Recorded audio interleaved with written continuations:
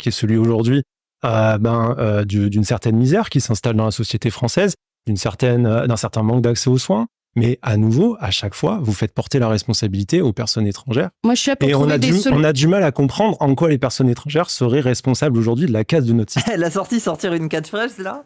Elle a failli sortir sa catchphrase. Moi, je veux faire des solutions. Moi, je suis là pour apporter des solutions. Puis elle s'est dit oui, non, en fait, bon, non. Système de santé qui est fait pas si ouf par des gouvernements successifs qui sont des gouvernements néolibéraux, mais qui n'a absolument rien à voir avec elles. Elles n'ont aucune responsabilité. Moi, je vous donne des solutions concrètes pour reloger en priorité les Français. Elles sont inhumaines, vos solutions. Vous parlez d'expérience personnelle. Moi, à 14 ans, j'ai dormi à la rue. Et franchement, c'est pas des choses que je considère comme... je trouve pas que ce soit un choix facile. Ah ouais, dans quel contexte? Pourquoi? De dire à quelqu'un, ah mais regardez, on va laisser crever des MNA dehors parce que vous comprenez, il faut prioriser les Français, il faut prioriser ici. Cette hiérarchie de la misère, je la trouve dégueulasse. Parce qu'à la fin, crever de froid, c'est crever de froid. Ah oui. D'abord, quand vous êtes migrant et que vous arrivez en France, il y a tout un tas de services de soins, d'aide et d'aide au logement qui sont pris en charge aussi. Enfin, je veux dire, il ne faut pas imaginer... Contexte vie de merde, ok. Que les migrants arrivent en France et ils sont directement à la rue. Je suis proche de beaucoup d'associations qui s'occupent des MNA et malheureusement, la situation est très, très compliquée. Énormément de jeunes se retrouvent à la rue et on n'est vraiment pas dans une situation... On va mettre des cartons jaunes, là. Merci, psychiatrice. Parler d'immigration. C'est pas idéal, mais il y a des choses qui sont mises en place. Vous êtes dans un fantasme, loin de la réalité aujourd'hui de la situation des migrants. Vous avez fait trop d'études. Ça me tend. Je comprends, quel enfer. Candy, tu peux t'exprimer, s'il te plaît. En fait, je pense que... Mais il a rien à dire, regardez-le. Il était en train de penser à sa crypto, là. Les ressources diminuent, le nombre de personnes sur la planète augmente. Je pense que je ne me rappelle plus exactement, mais le jour de dépassement, je crois que ça s'appelle comme ça, quand on a dépassé toutes les ressources, à chaque fois fait que de se réduire. Donc les ressources diminuent. De l'autre côté, on a le nombre de personnes sur toute la planète qui augmente. D'accord, il parle d'écologie, oui.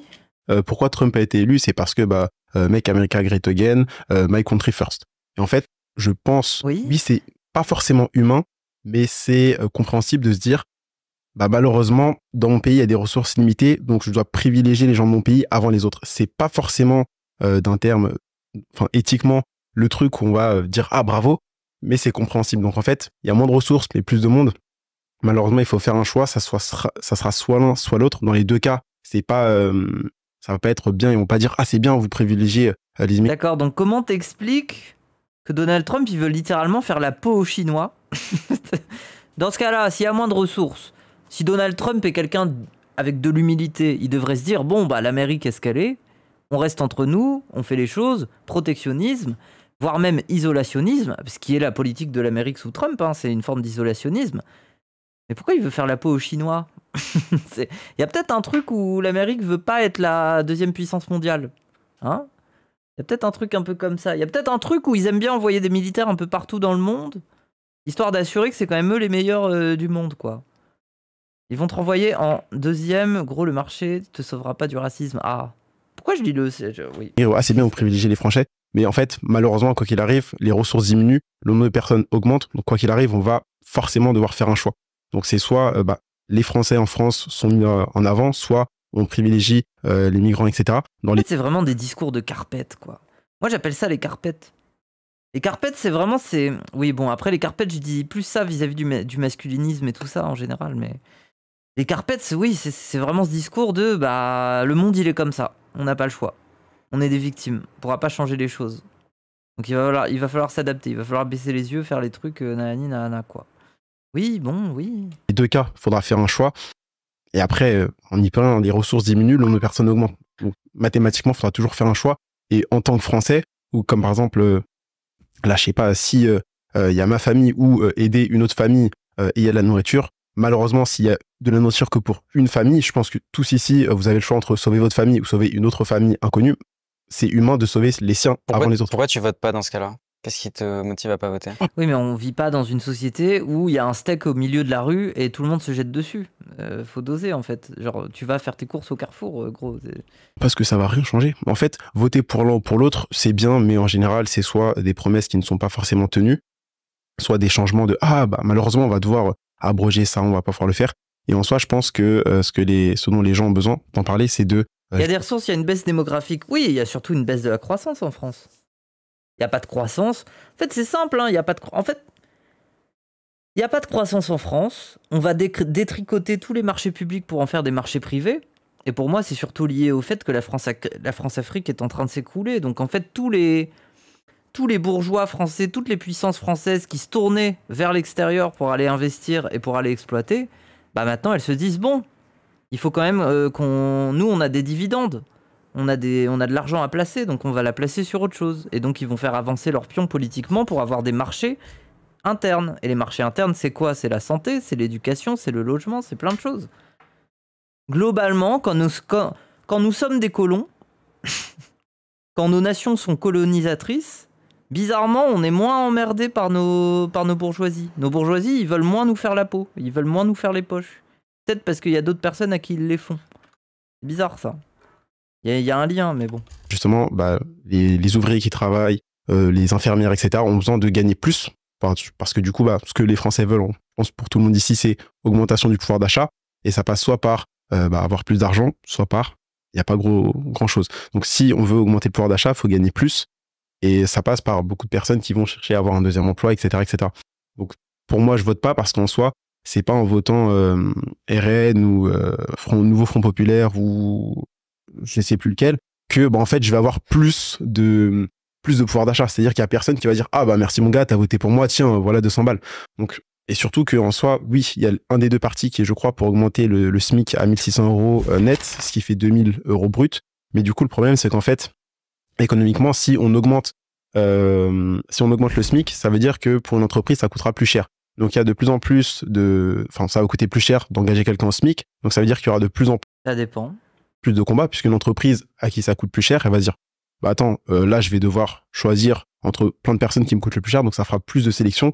Donc forcément, il y aura toujours quelqu'un qui sera pénalisé. Plein d'étudiants qui auront fait les mêmes études, du coup, vont devoir se battre contre d'autres.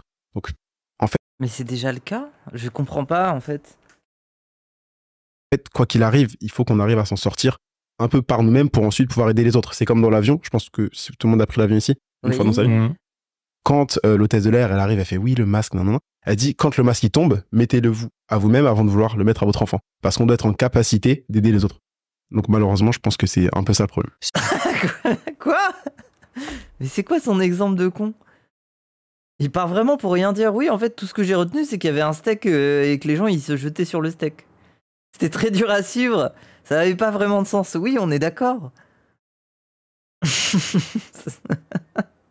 Sur ce dont on parlait justement, Arthur, j'aimerais t'entendre. Les classes populaires. Exactement. Parce que bois de l'eau, hein, ça te fait, oui. Le bilan de Macron pourrait dire que les classes populaires justement ont voté aujourd'hui aux européennes massivement contre Macron. J'aimerais déjà revenir, vu qu'on parle aussi de l'abstention aujourd'hui, sur ce que tu disais. Je pense qu'il y a une partie qui est juste et qui est de dire que, in fine, le monde est contraint par ce qu'on fait des ressources. Le problème, c'est que c'est pas juste les ressources en elles-mêmes qui existent, c'est la façon dont on les utilise, on les transforme et on les exploite.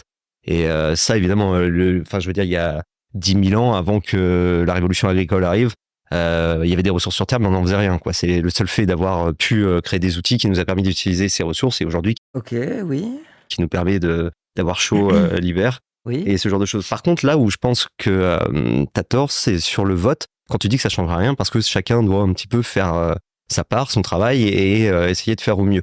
On voit que les politiques économiques et les politiques changent tout pour un pays et très rapidement. La Corée du Nord était plus riche que la Corée du Sud en 1950.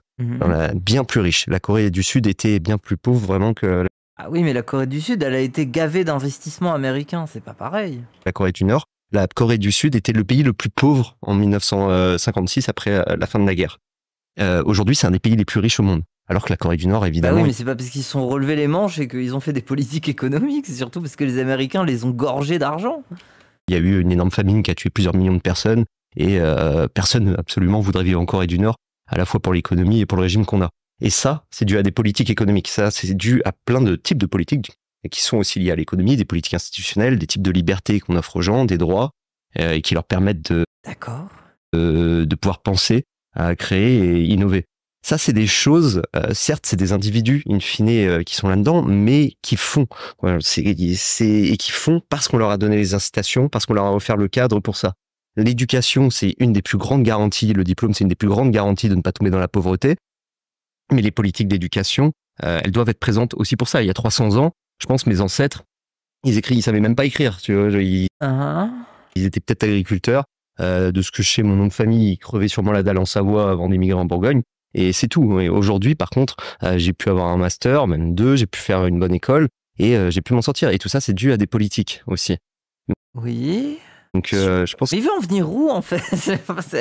Waouh. Sur les classes populaires, t'évoquais la Corée du Sud, justement, où il y a vraiment une différence entre les classes populaires et les gens très aisés aussi. Effectivement, les inégalités. Ouais, mais en plus, la Corée du Sud, c'est un enfer. Enfin, c'est le Japon en pire, quoi. La culpabilisation individuelle économique, c'est une dinguerie là-bas. Sont importantes, mais je pense qu'il faut jamais nier que la croissance vient parfois avec des inégalités, mais il faut pas non plus le voir comme une fatalité. Ça veut pas dire qu'il faut absolument laisser les inégalités s'installer simplement parce qu'on a besoin de croissance et qu'on ne devrait rien surveiller. Il y a des types d'inégalités qui évidemment nuisent à la croissance. Il y a un seuil d'inégalité qui est intolérable moralement au-delà d'être inefficace économiquement et il faut le combattre. Mais par contre, je pense que le soutien par les classes populaires, in fine et à long terme, ce qui va le déterminer, c'est quand même la croissance, c'est quand même la capacité d'un pays à produire et à vendre ce qu'il produit et à l'offrir à tous. Bah non, ça dépend à quel point la bourgeoisie concentre la richesse en fait. Genre, tout le monde n'obtient pas un billet quand, je sais pas moi, Dassault vend des avions. Genre, tout le monde n'a pas un chèque qui arrive dans sa boîte aux lettres quand Bolloré a une concession dans un pays africain. Genre, si notre pays aujourd'hui, il y a quand même moins de gens qui sont pauvres et qui crèvent la faim qu'il y a 200 ans, c'est pas seulement parce qu'il y a eu des révolutions. En soi, elles n'ont pas eu un impact énorme sur plein d'aspects, parce qu'on voit nos voisins qui n'ont pas connu ces révolutions, que ce soit l'Angleterre ou l'Allemagne, qui ont eu des parcours historiques très différents, ils sont dans des situations relativement similaires à la nôtre, in fine. Tout ça, c'est dû c'est dû à des politiques qui ont été mises en place de façon un petit peu par itération. Tous les 15 ans, on réformait, il y a une nouvelle innovation qui est arrivée, et c'est quand même ça qui a permis de sortir énormément de monde de la pauvreté. La mondialisation, on aime bien taper dessus aujourd'hui.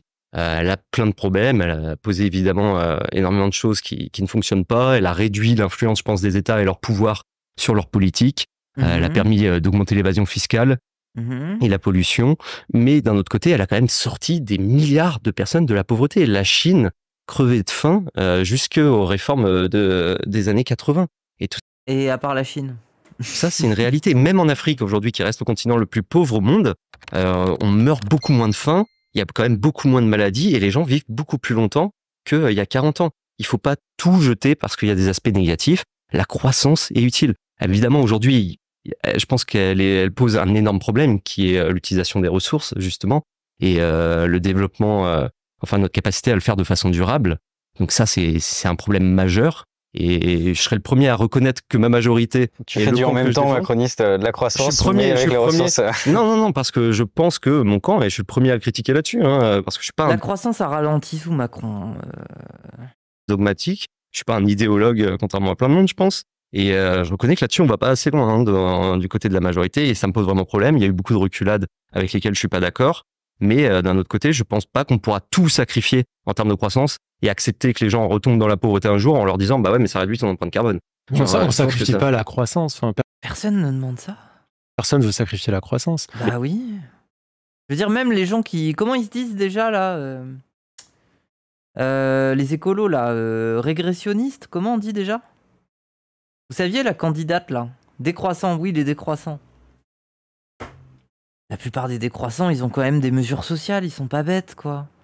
Ils ont conscience que enfin, je veux dire, c'est pas écofasciste non plus, quoi. L'écofascisme, oui, c'est une décroissance à marche forcée, sans aucune mesure sociale. Ça, oui, c'est ce qu'est l'écofascisme, mais c'est pas ça, quoi. On parle de redistribuer plus équitablement les richesses, c'est juste dire, on veut de la croissance, mais que cette croissance, elle soit faite de manière plus responsable d'un point de vue climatique, avec une meilleure répartition des ressources, par exemple sur l'eau. Le programme du nouveau Front populaire, il dit pas plus personne va avoir le droit d'utiliser l'eau. On dit juste on va plus laisser maintenant des agro-industries s'accaparer totalement les ressources et en laisser un petit peu aux autres. Et ce qu'on veut sur l'argent, c'est pareil. Tu disais tout à l'heure, c'est comme si à un moment donné, nous quatre, il y avait à manger que pour deux. Et ben moi je prends mon hamburger que pour moi. Sauf qu'en fait la réalité c'est qu'il y a à manger largement pour 150 et qu'il y a une personne qui s'accapare l'intégralité. Et c'est ça le problème. Le problème c'est le surenrichissement aujourd'hui des milliardaires, c'est les super profits.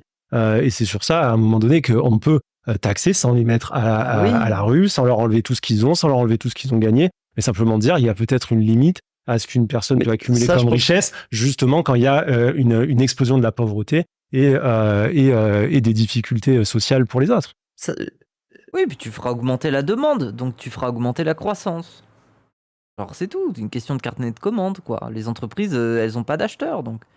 Je pense que c'est un petit peu les solutions miracles qui permettraient de faire croire qu'on pourrait tout avoir sans faire d'efforts et sans devoir toucher un petit peu à la vie des gens.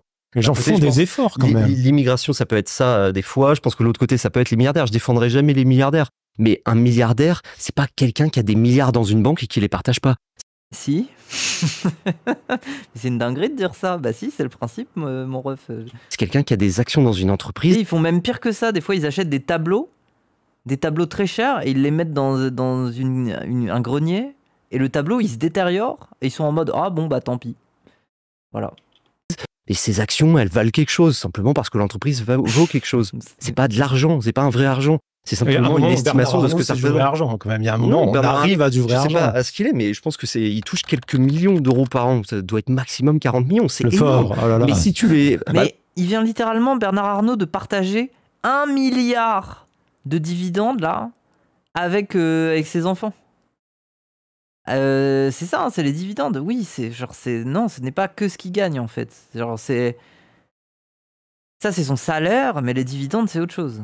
Non, personne dit ça. Mais si demain tu les taxes, 40 millions, bah tu récupères quelques millions. Mais t'as pas fait grand-chose. C'est surtout des spécialistes de l'optimisation fiscale et de l'évasion fiscale. C'est parce qu'il a une entreprise efficace, parce qu'il a une entreprise qui arrive à produire quelque chose, qu'il y a de l'argent derrière. C'est parce qu'il est arrosé d'aides d'État et qui se surenrichit sur des employés qui, eux, ne gagnent pas assez pour vivre correctement. Bah oui. À un moment donné, les milliards, ils viennent pas de nulle part. Les employés de Bernard Arnault vivent correctement pour leur grande majorité quand même. Hein. Non, il y a énormément de plaintes à ce niveau-là. Il y a eu pas mal de protestations quand même. Pour la grande majorité.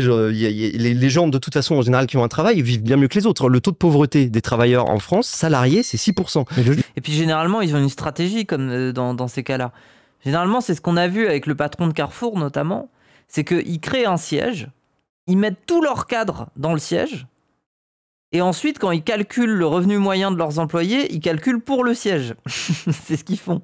Donc du coup, on se retrouve avec des trucs mirobolants, comme par exemple, les employés de Carrefour gagnent en moyenne 3 000 euros par mois ou 4 000 euros par mois. Ce qui est absurde, parce que la majorité des petites mains, c'est des caissiers à mi-temps ou des trucs comme ça. Ça n'a pas de sens. Mais c'est parce que les stratégies de calcul, elles sont faites sur le centre. Et ensuite, quand tu crées quand tu crées des franchises, ça permet de ne pas inclure les franchisés dans tes statistiques. Bref. C'est le médian qu'il faut calculer, pas la moyenne. Oui. Ma mère travaillait dans une usine qui fournissait du cuir à LVMH et elle était payée au SMIC. Bah oui. Les gens qui travaillent, si on commence à faire n'importe quoi, qu'on préfère dire qu'on préfère simplement les aides sociales, on pauvre les gens. On parle pas de il faudrait pas plus taxer répartition des richesses. Il faudrait pas plus taxer les très riches comme Bernard Arnault par exemple. Ah si, je pense qu'il faut mieux les taxer. Ça c'est bon bah alors vote NFP.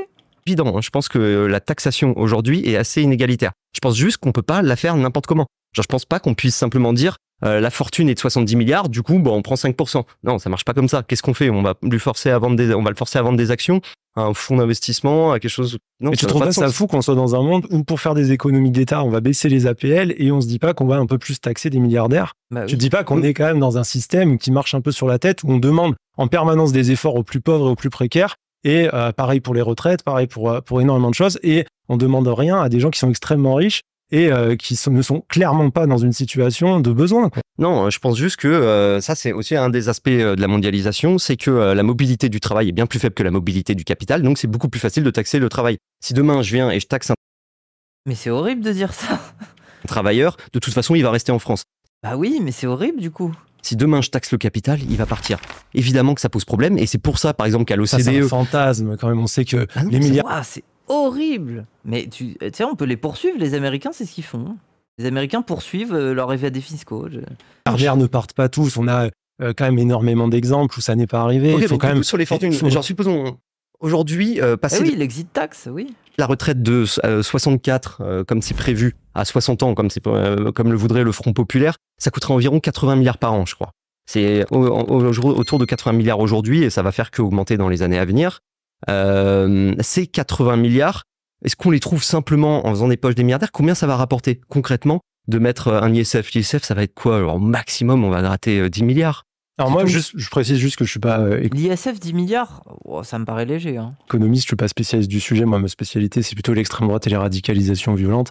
Cela dit, tout n'est pas basé sur la taxation des milliardaires, c'est surtout sur une meilleure répartition des profits, tout simplement. On a un système aujourd'hui qui ne fonctionne pas, où les gens travaillent et ne gagnent pas assez. C'est pas plus compliqué que ça. Bon, ces gens produisent de la richesse. On va quand même faire... Attention avec carton jaune. Et on a élevé la voix au-dessus de certains décibels, carton jaune. On peut poser les choses simplement. Aujourd'hui, si des gens comme Bernard Arnault gagnent autant, c'est que des gens produisent de la richesse. Ce n'est pas Bernard Arnault tout seul qui fait ses milliards avec ses petites mains. C'est des gens qui travaillent pour lui, qui produisent cette richesse. Et cette richesse, elle va aujourd'hui, non pas aux travailleurs, mais à une personne qui s'enrichit beaucoup trop. Tout ce qu'on demande, on ne demande pas, attention, la dépossession de l'intégralité des richesses. On ne demande pas de s'emparer des usines, de l'appareil de production. On n'est pas à l'époque du communisme. Bah oui. On est sur des mesures qui pourraient être largement des mesures de droite, soyons honnêtes. On est simplement pour dire que les gens qui travaillent méritent d'avoir assez pour payer leur loyer, pour payer leurs courses. On va passer à la mi-temps. Un côté positif. Alors apparemment, les gens... La séquence ici, là... Moi, on m'a dit la séquence ici, c'est... Là, c'était le mode facile. La séquence ensuite, là, apparemment, ça devient violent. Parce que ça va parler de la Palestine, notamment. Je crois. Une anecdote, un moment, un discours que vous avez apprécié dans l'un des camps opposés, en commençant idéalement la phrase par « Je concède que… » J'ai rencontré Marlène Schiappa il y a pas longtemps et je concède que j'ai évolué, mon avis sur elle a évolué. Super. Je trouve que c'est quelqu'un qui est beaucoup plus dans l'action que ce qu'elle a pu me montrer du temps où elle était secrétaire d'État chargée de l'égalité homme-femme. C'est quelqu'un qui est bien plus lucide sur les questions de choc culturel que les femmes peuvent subir. Oui, en fait, elle a découvert qu'elle écrivait des bouquins banlieue chaude et je sais pas quoi, là. Dans leur propre communauté, mais aussi dans l'espace public et aussi en termes de violence conjugale. Et c'est quelque chose qui est important parce que c'est quelqu'un qui aura peut-être d'autres responsabilités par la suite. Et du coup, j'ai été agréablement surprise de voir que moi, je fais beaucoup la critique au gouvernement actuel d'être complètement hors sol et d'imaginer qu'en fait, ce que vivent les Français en termes d'insécurité est totalement un fantasme. C'est quelque chose que partage l'extrême gauche. Mais dans les faits et statistiquement, non, ce n'est pas un fantasme. Et c'est vrai que de voir qu'il y a quand même des gens qui finalement sont beaucoup plus lucides ou du moins évoluent à ce niveau-là, ça a été quelque chose de porteur parce que c'est quelqu'un à qui on pourra peut-être travailler plus tard. Waouh, le macronolépénisme. Ouais, c'est bien, elle s'assure son poste si jamais il y a le fascisme, quoi. Parce que je vais faire ça de façon assez originale et je vais parler des abstentionnistes. Parce que pour les européennes, là, j'ai vu un ami il y a une semaine et que je trouvais quelqu'un de parfaitement intelligent, très porté sur plein de sujets. Un macroniste. Et j'ai appris qu'il votait pas. Il m'a dit simplement, écoute, moi je ne vote pas. Eh ben oui.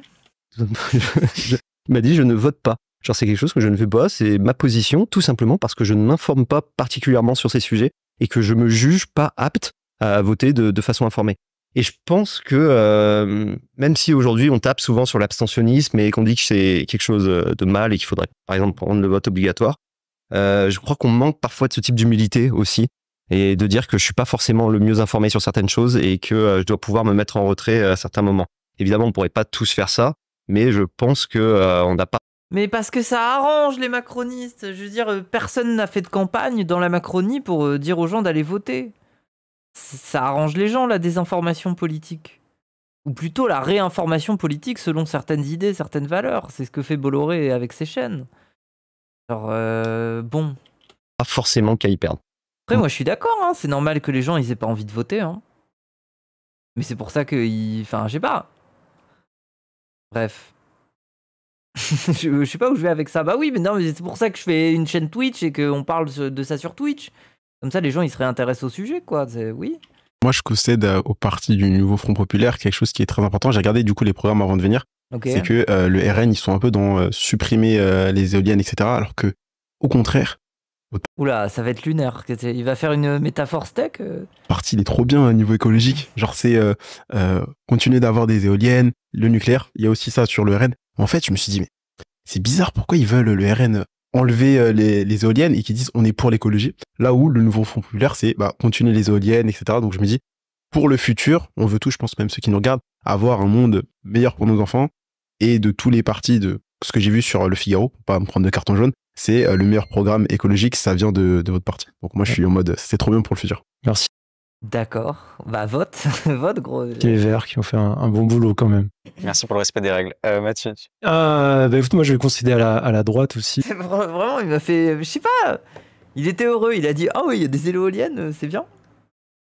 Pour le coup, j'ai vu une interview de Dominique de Villepin qui appelait à faire un front républicain face au Rassemblement national. Oui. Et en fait, ça m'a fait du bien. Parce qu'il y a une époque, justement, où la droite se rappelait de la dangerosité de l'extrême droite, que le fait que si on lutte contre l'extrême droite, c'est pas par pudeur morale, mais c'est parce que l'extrême droite tue. Je rappelle que le Front National a tué 2 personnes, Ibrahim Ali et Ibrahim Bouharam. Et ce sont des partis fondés sur la violence, ce sont des partis où on retrouve à des hauts postes des terroristes. Je pense à Sébastien Dudognon, Claude Sinquet, Thibaut Gaumanteau, qui étaient tous des gens qui avaient des responsabilités au Rassemblement national et qui se sont illustrés dans des attentats. Claude Sinquet qui a attaqué et brûlé la mosquée de Bayonne. Sébastien Dudognon qui a voulu commettre des attentats à la bombe, qui était un secrétaire départemental du Front National de la Jeunesse, Thibaut Gaumanteau qui allait être investi à la mairie de Strasbourg et dont on a découvert qu'il avait commis des incendies criminels sur des logements qui étaient détenus par des personnes immigrées. Donc il y a une vraie violence. Juste, t'as pas précisé l'année. T'as pas précisé l'année de ces actions. L'année pour Thibaut Gaumanteau. Oui, des actions qui ont. Alors Claude Sinquet, donc qui était candidat RN au départemental, il me semble que c'est 2017 ou 2018. Oh, les datas sont étudiées. C'est bien de venir avec ces datas. Tiens, Dudognon, honnêtement, je sais plus, 2019-2020. Tout ça s'est passé pendant les années où Marine Le Pen était à la tête du parti. Donc voilà, c'est un parti qui s'illustre par sa violence. C'est un parti qui a tué et qui aujourd'hui encore a parmi ses membres des gens qui se rendent coupables de violence. Et j'étais heureux de voir un représentant de la droite aujourd'hui dire qu'il reconnaît. Biden se retire de la présidentielle. Attends, c'est une info fraîche, ça? Attends. Non, attendez, c'est important, ça. Comment ça va se passer?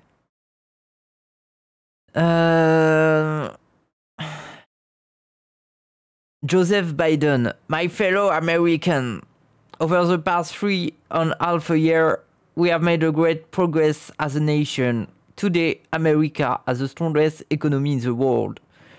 We've made historic investment in rebuilding our nation. In lowering prescription drug costs for seniors. Oui, bon, bref, t'as fait des trucs, quoi.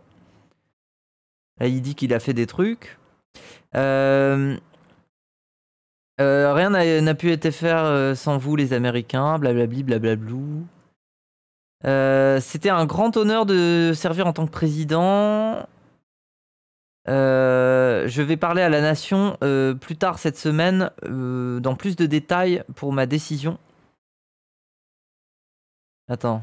C'est dans l'intérêt de mon parti et de mon pays de reculer et de finir mon mandat de président, mais du coup de ne pas me représenter. Pour l'instant, laissez-moi exprimer ma plus grande gratitude à Anna, président Kamala Harris. Je pense que Kamala Harris, elle va y aller pour lui, hein. Non? Let's go Kamala Harris. Bah, je pense que oui. Non? Non, je pense pas. Probable. Bah, les gens, c'est la chouchou du Parti démocrate. Bernie, mais les gens, vous êtes d'élus, hein. Bernie Sanders, vous voulez mettre Bernie Sanders? C'est l'Amérique, hein. Ils accepteront jamais, hein. Je crois qu'elle a aucune chance. Bah ouais, mais il faut bien un candidat démocrate. De toute façon, le camp démocrate est dans la merde, hein. Globalement, oui. Hein. Je prends les paris, c'est Michelle Obama. Ah oui, c'est vrai, c'est possible. C'est vrai qu'il y avait Michelle Obama. Ouais. Vous connaissez en fait des alliés à gauche face à ce parti-là qui n'est pas dans l'arc républicain et qui dit appeler clairement et ouvertement à un front républicain face à l'extrême droite. Juste Arthur, il s'adresse à toi en disant la droite. Est-ce que toi, en votant pour le camp Macron, tu te considères de droite? Bah, oui, dis-le. Non, je me considère de centre, mais je vais pas nier non plus qu'il y a une partie d'héritage de droite, notamment sur l'économie, ce serait ridicule. Je pense que c'est quand même plus proche de la social-démocratie, un petit peu à l'allemande, à la CDU, quelque chose d'un petit peu plus consensuel. Par contre, c'est marrant parce que c'est un compliment qui était juste été pour continuer à taper sur l'extrême droite, quoi. C'est bien tourné, hein. C'est fort comme rhétorique. C'est mon compliment. Ouais. Tu l'avais bossé, hein, tu l'avais bossé. Oui, c'est monothématique et on le verra. Mais ça te dérange pas, par exemple, excuse-moi, je lance la question, mais ça te dérange pas d'être dans un parti dont des membres commettent des attentats? Allez, let's go! La bagarre! Vous savez, Action Directe n'était pas d'extrême droite, était d'extrême gauche. Action Directe, c'était il y a 60 Quoi? Attends, ils sont pas au nouveau Front Populaire. Le Thibaut dont vous parlez, c'était à 40 ans, il était Thibaut mineur. Gourmanton? Non, il était mineur. Excusez-moi. Il allait être investi à la mairie de Strasbourg, il cramait des mairies. Par rapport à des faits. Et Claude Sinquet et Sébastien Dudognon. De quand il était mineur. Et Claude Herman qui a armé Amédi Koulibaly, le terroriste de l'hypercachère. Ah oui, bah oui. Qui était au service de sécurité du Front National. Donc et Jean-Claude Veillard qui a financé à hauteur de 13 millions d'euros, excuse-moi, je vais être précis sur le chiffre, à hauteur de 13 millions d'euros Daesh et Al-Qaïda dans l'affaire Lafarge. Excusez-moi de vous dire... Non mais là c'est criminel. La pauvre, j'ai presque de la pitié là. La mise, c'est de la faute. Ça va être dur quand même de rivaliser là. Faute du rassemblement. Comment elle va s'en sortir? Daesh et Al-Qaïda dans l'affaire Lafarge. Excusez-moi de vous dire... c'est de la faute du Rassemblement national. En tout cas, vous êtes le seul parti qui les finance et qui les arme. Ça vous pose pas de problème? Je vote pour l'Union de la droite, je ne suis pas encarté au Rassemblement national. Donc vous votez pour ces gens sans aucune difficulté. Et deuxième chose, je pense que vous extrapolez énormément de choses. Je pense que vous oubliez énormément de faits de violence de la part de l'extrême gauche qui sont encore bien présentes. Des attentats, des morts? On va parler des violences conjugales et des violences sexistes et sexuelles au sein de la France. Vous répondez pas à la question, vous détournez la question. Attendez, répondez. Elle va parler de Quatennens et tout. Wow, mais quelle comparaison, ça n'a rien à voir. On parle de gens qui voulaient cramer des mosquées, ça va parler de la baffe de Quatennens. Hein. À la mienne, je répondrai à la vôtre. Répondez à la mienne, je répondrai à la vôtre. Est-ce que vous pouvez répondre clairement? Est-ce que ça vous dérange, à un moment donné, de voter pour un parti où il y a des personnes qui commettent des attentats terroristes, qui sont investies par le parti, en la personne de Claude Sinquet, Sébastien Dudognon, Thibaut Gourmanton? On pourrait parler de Logan Nissin. Ils ont été virés du parti. Vous pouvez pas traiter du RN actuel sans prendre en compte que la sociologie a complètement changé. La sociologie du RN, donc le parti de Marine Le Pen, depuis 2011, dans lequel toutes ces personnes ont tenté de commettre des attentats, a totalement changé. Un parti où on retrouve par exemple Frédéric Chatillon aujourd'hui comme prestataire de campagne chez Jordan Bardella, alors que c'est un homme qui est accusé d'antisémitisme par les membres de son propre parti. Donc vous vous engagez à mettre à disposition de Marine Le Pen une boîte de com qui veut bosser avec elle aujourd'hui? Parce qu'aujourd'hui, aucune boîte de com par la diabolisation. Donc elle travaille avec quelqu'un qui... Attends, mais qu'est-ce qu'elle... Je comprends. Elle parle membre de son propre parti. Donc vous vous engagez à mettre à disposition de Marine Le Pen une boîte de com qui veut bosser avec elle aujourd'hui? Elle est en train de dire, il y a que les racistes qui font des dingueries qui veulent bosser avec elle. Bah oui, il y a une raison, non? Elle a pas le choix, I guess. Elle est en train de dire, oh Marine Le Pen, la pauvre, elle peut pas bosser avec des gens moins dangereux, moins bizarres parce qu'ils veulent pas d'elle. Bah oui. Parce qu'aujourd'hui, aucune boîte de com par la diabolisation. Donc elle travaille avec quelqu'un qu'elle désignait comme son ami, qui est un antisémite. Elle travaille avec cette personne parce qu'il n'y a pas le choix et du coup vous trouvez ça normal. En plus c'est faux, c'est pas parce qu'elle veut bosser avec une autre boîte de com. Parce que précisément elle a besoin de personnes qui sont à la fois dures dans les idées, dans le fond, et qui en même temps réfléchissent à cette stratégie de dédiabolisation. Il faut les deux. Il faut garder l'aile radicale tout en développant la stratégie de confusion, quoi, de bonapartisme un peu, oui. Vous êtes les premiers à taper sur eux justement parce qu'ils n'ont pas le choix que de travailler avec des boîtes qui acceptent de travailler avec eux. Donc je vous le demande, est-ce que vous mettez demain à disposition de Marine Le Pen? C'est trop bizarre son argument. Moi je suis désolé, j'ai pas de boîte de... Pauvre Marine Le Pen, elle a pas le choix. Elle est obligée d'aller voir les néo-nazis, quoi. Comme je suis ma poche, excusez-moi, je suis pas un bourgeois parisien. Par contre, je pense clairement que ce n'est pas normal de travailler avec des personnes qui sont accusées d'antisémitisme, qui sont d'anciens membres du GUD, le GUD qui s'illustre systématiquement dans des actes de violence. Votre argumentaire, il est vieux depuis 60 ans, il ne marche pas. Mon argumentaire, il est vieux depuis 60 ans, mais il est vrai. L'extrême droite tue, elle n'arrête pas de tuer, elle s'illustre continuellement de cette manière-là. S'il vous plaît, on avance, parce qu'il ne nous reste plus beaucoup de temps. Je vous mets un carton jaune à tous les deux. Oh là là. J'en veux plus. Le seul moment où le débat il devient vraiment intéressant, où ça y est, ça commence à envoyer des coups de poing, carton jaune. Non mais c'est bon. On avance de la deuxième mi-temps. Alors, pourquoi selon vous, aujourd'hui on arrive à cette situation? Ah oui, il y a 4 cartons, putain, mais le but c'était de les collectionner. Justement, de la dissolution de l'Assemblée nationale. Pourquoi on en arrive à autant de tensions? On peut le voir ici entre Mathieu et Alice, par exemple. C'est que d'un côté, hein. Moi je joue très bien les débats. Et qu'est-ce qu'on peut faire individuellement et collectivement? S'il vous plaît, vous avez déjà un carton jaune. Ils ont été virés. Qu'est-ce qu'on peut faire individuellement et collectivement pour que ça s'améliore? Candy, à toi, à ton échelle, qu'est-ce que tu fais pour essayer que... Oh là là. Attends, j'attends la catastrophe là. Il va dire un truc incompréhensible. Je pense qu'en fait, il y a du débat parce que les intérêts sont divergents. Dany Heraz en live sur YouTube. Ah, c'est bien, ça y est, ils ont commencé à faire. Parce qu'on a eu une réunion, on s'est dit qu'il fallait le faire. Ouais, divergents. D'un côté, il y a la force ouvrière, de l'autre, c'est un peu les patrons. Et forcément, un patron veut une baisse des charges, mais du coup, de l'autre côté, on veut une augmentation du salaire, ce qui est normal. Il y a personne qui est en mode, je vais travailler pour gagner moins. Normalement, quand on taffe, on veut gagner plus, ce qui est normal. Oui. Mais du coup, en fait, ça fait que dans les deux camps, c'est conflictuel parce que c'est des intérêts qui sont divergents, encore une fois, comme je l'ai dit. Donc, ce qu'on peut faire individuellement, je pense que c'est chercher à améliorer sa situation, puisqu'on est en France, pays des droits de l'homme. On n'a pas forcément tous accès aux mêmes chances, mais on a tous certaines ressources, le temps, comme par exemple, chercher, pourquoi pas, à s'informer. Aujourd'hui, avec les nouvelles technologies, en plus, on en parlait tout à l'heure, c'est assez intéressant. Donc, l'IA, développement du business en ligne, etc. Attends, mais on est passé de travailler, c'est bien d'être mieux payé, à l'IA. On peut tous chercher, par exemple, à, comme moi, en tout cas, ça a été mon cas quand j'étais au McDonald's, chercher à lancer une autre activité, puisque j'étais en mode, je ne gagne pas assez.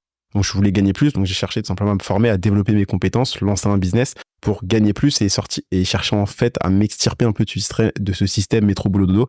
Donc, je pense qu'individuellement, c'est chercher à aller un peu vers tout ce qui est nouvelles technologies, monde en ligne, etc. pour avoir un complément de salaire à côté et qui permet, en général, pour la plupart, d'apporter beaucoup de valeur avec pas forcément autant de temps et d'efforts investis et donc de travailler moins et de gagner plus et de s'extirper un peu de ça.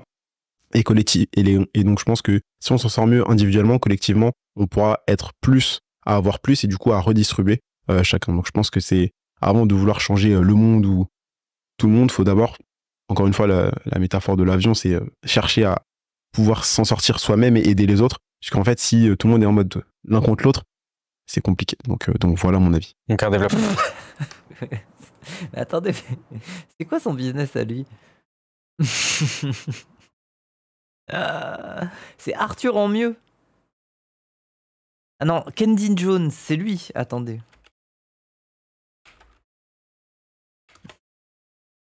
C'est lui, non? Kendy Jaune. Kendy Jaune Baptiste. Incroyable. Enchanté, moi, c'est Kendy. À 20 ans, je suis passé salarié McDo et entrepreneur libre financièrement et géographiquement. Aujourd'hui, après avoir généré plus de 300 000 € de ventes en 4 ans avec mes différents business en ligne, j'ai décidé de créer l'accompagnement. Dans ce programme, tu es accompagné étape par étape. Ouais, c'est des formations, quoi. Oui, Ponzi Master, en fait, c'est juste ça, quoi. Tu es accompagné, nana, étape par étape. 2020, 2024, c'est la même photo, mais il a une chemise et là, il a une... oui. Il a juste un pot McDo, quoi. 2022, il a 64 000 €, là, il en a 131. D'accord. Tu arrêtes à passer... tu n'as plus jamais à te soucier de l'argent. Tu puisses faire comme moi, te faire plaisir et gagner de l'argent sur Internet. Oui. Je te connais, je sais ce que tu penses. Ah non. Clique pour voir la vidéo et le parcours de Derrick. Ouais, bon, bref. Oui, c'est ce genre de gars, quoi. Ok, c'est fascinant un peu. Un personnel qui passe par l'entrepreneuriat, selon toi. Ouais, je pense ouais, son site est moche. Hein. En fait, on dirait un site de club libertin. Avec ambiance boudoir. Pour le personnel entrepreneuriat, c'est qu'en plus, si tu lances ton business, tu peux après engager des gens, donc aider et créer de l'emploi, donc aider des familles. Donc forcément, oui, le patron sera jamais autant payé qu'un salarié. C'est normal. Mais en fait, plus tu favorises l'innovation, la prise de risque, ça le développe l'économie. Par exemple, Après, un patron n'est jamais plus payé qu'un salarié. Comme quoi, encore une fois, Zawa Prod, quelle entreprise exceptionnelle, où l'État gagne plus que les patrons. C'est vrai. Ah, les monteurs à Zawa Prod se mettent mieux que Dany Heraz eux-mêmes. Hein. Bon, bref. On en parlait en plus tout à l'heure. Par Arnaud, première fortune mondiale, si les actions n'ont pas bougé, qui emploie, si je dis pas de bêtises, 4000 personnes en France. Si je dis pas de bêtises, faut que je regarde, ça se trouve c'est en Europe. Et en fait, oui. C'est 200 000 au total. Le groupe LVMH, c'est 200 000 personnes. Autant pour moi. Bah, en fait, oui, il gagne énormément d'argent. Oui, il vaut beaucoup d'argent, puisque du coup, c'est les actions, c'est pas des milliards qu'il a en compte en banque. Forcément, c'est lui qui a pris. En l'état, il gagne. Ouais, il est entre 2500 et 3000.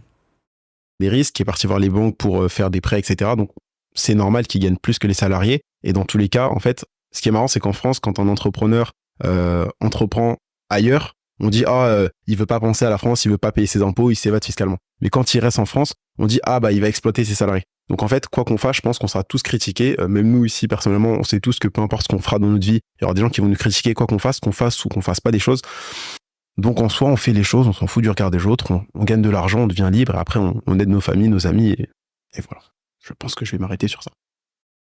Ouais, c'était bien. Hein. Arthur, toi, ça passe ton engagement, ça passe par l'humour, notamment. Tu veux dire la vulgarisation, l'humour, ce que tu fais pour essayer de faire en sorte que... Mais lui, il fait quoi? Attendez, on va s'intéresser à lui aussi, là. Il fait quoi, lui?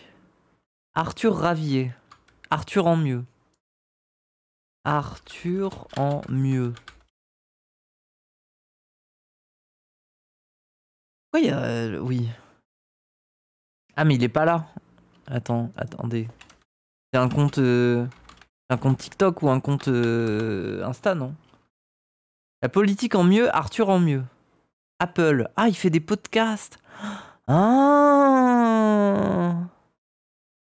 c'est un Jean-Michel podcast. Fallait-il interviewer Benyamin Netanyahou, le paradoxe iranien? Petit point d'étape russo-ukrainienne avant les élections. Petit plaidoyer pour l'IVG. Envoi de troupes en Ukraine. L'hommage de Badinter sur le débat sur la peine de mort. Ok. Ok, c'est un peu fascinant.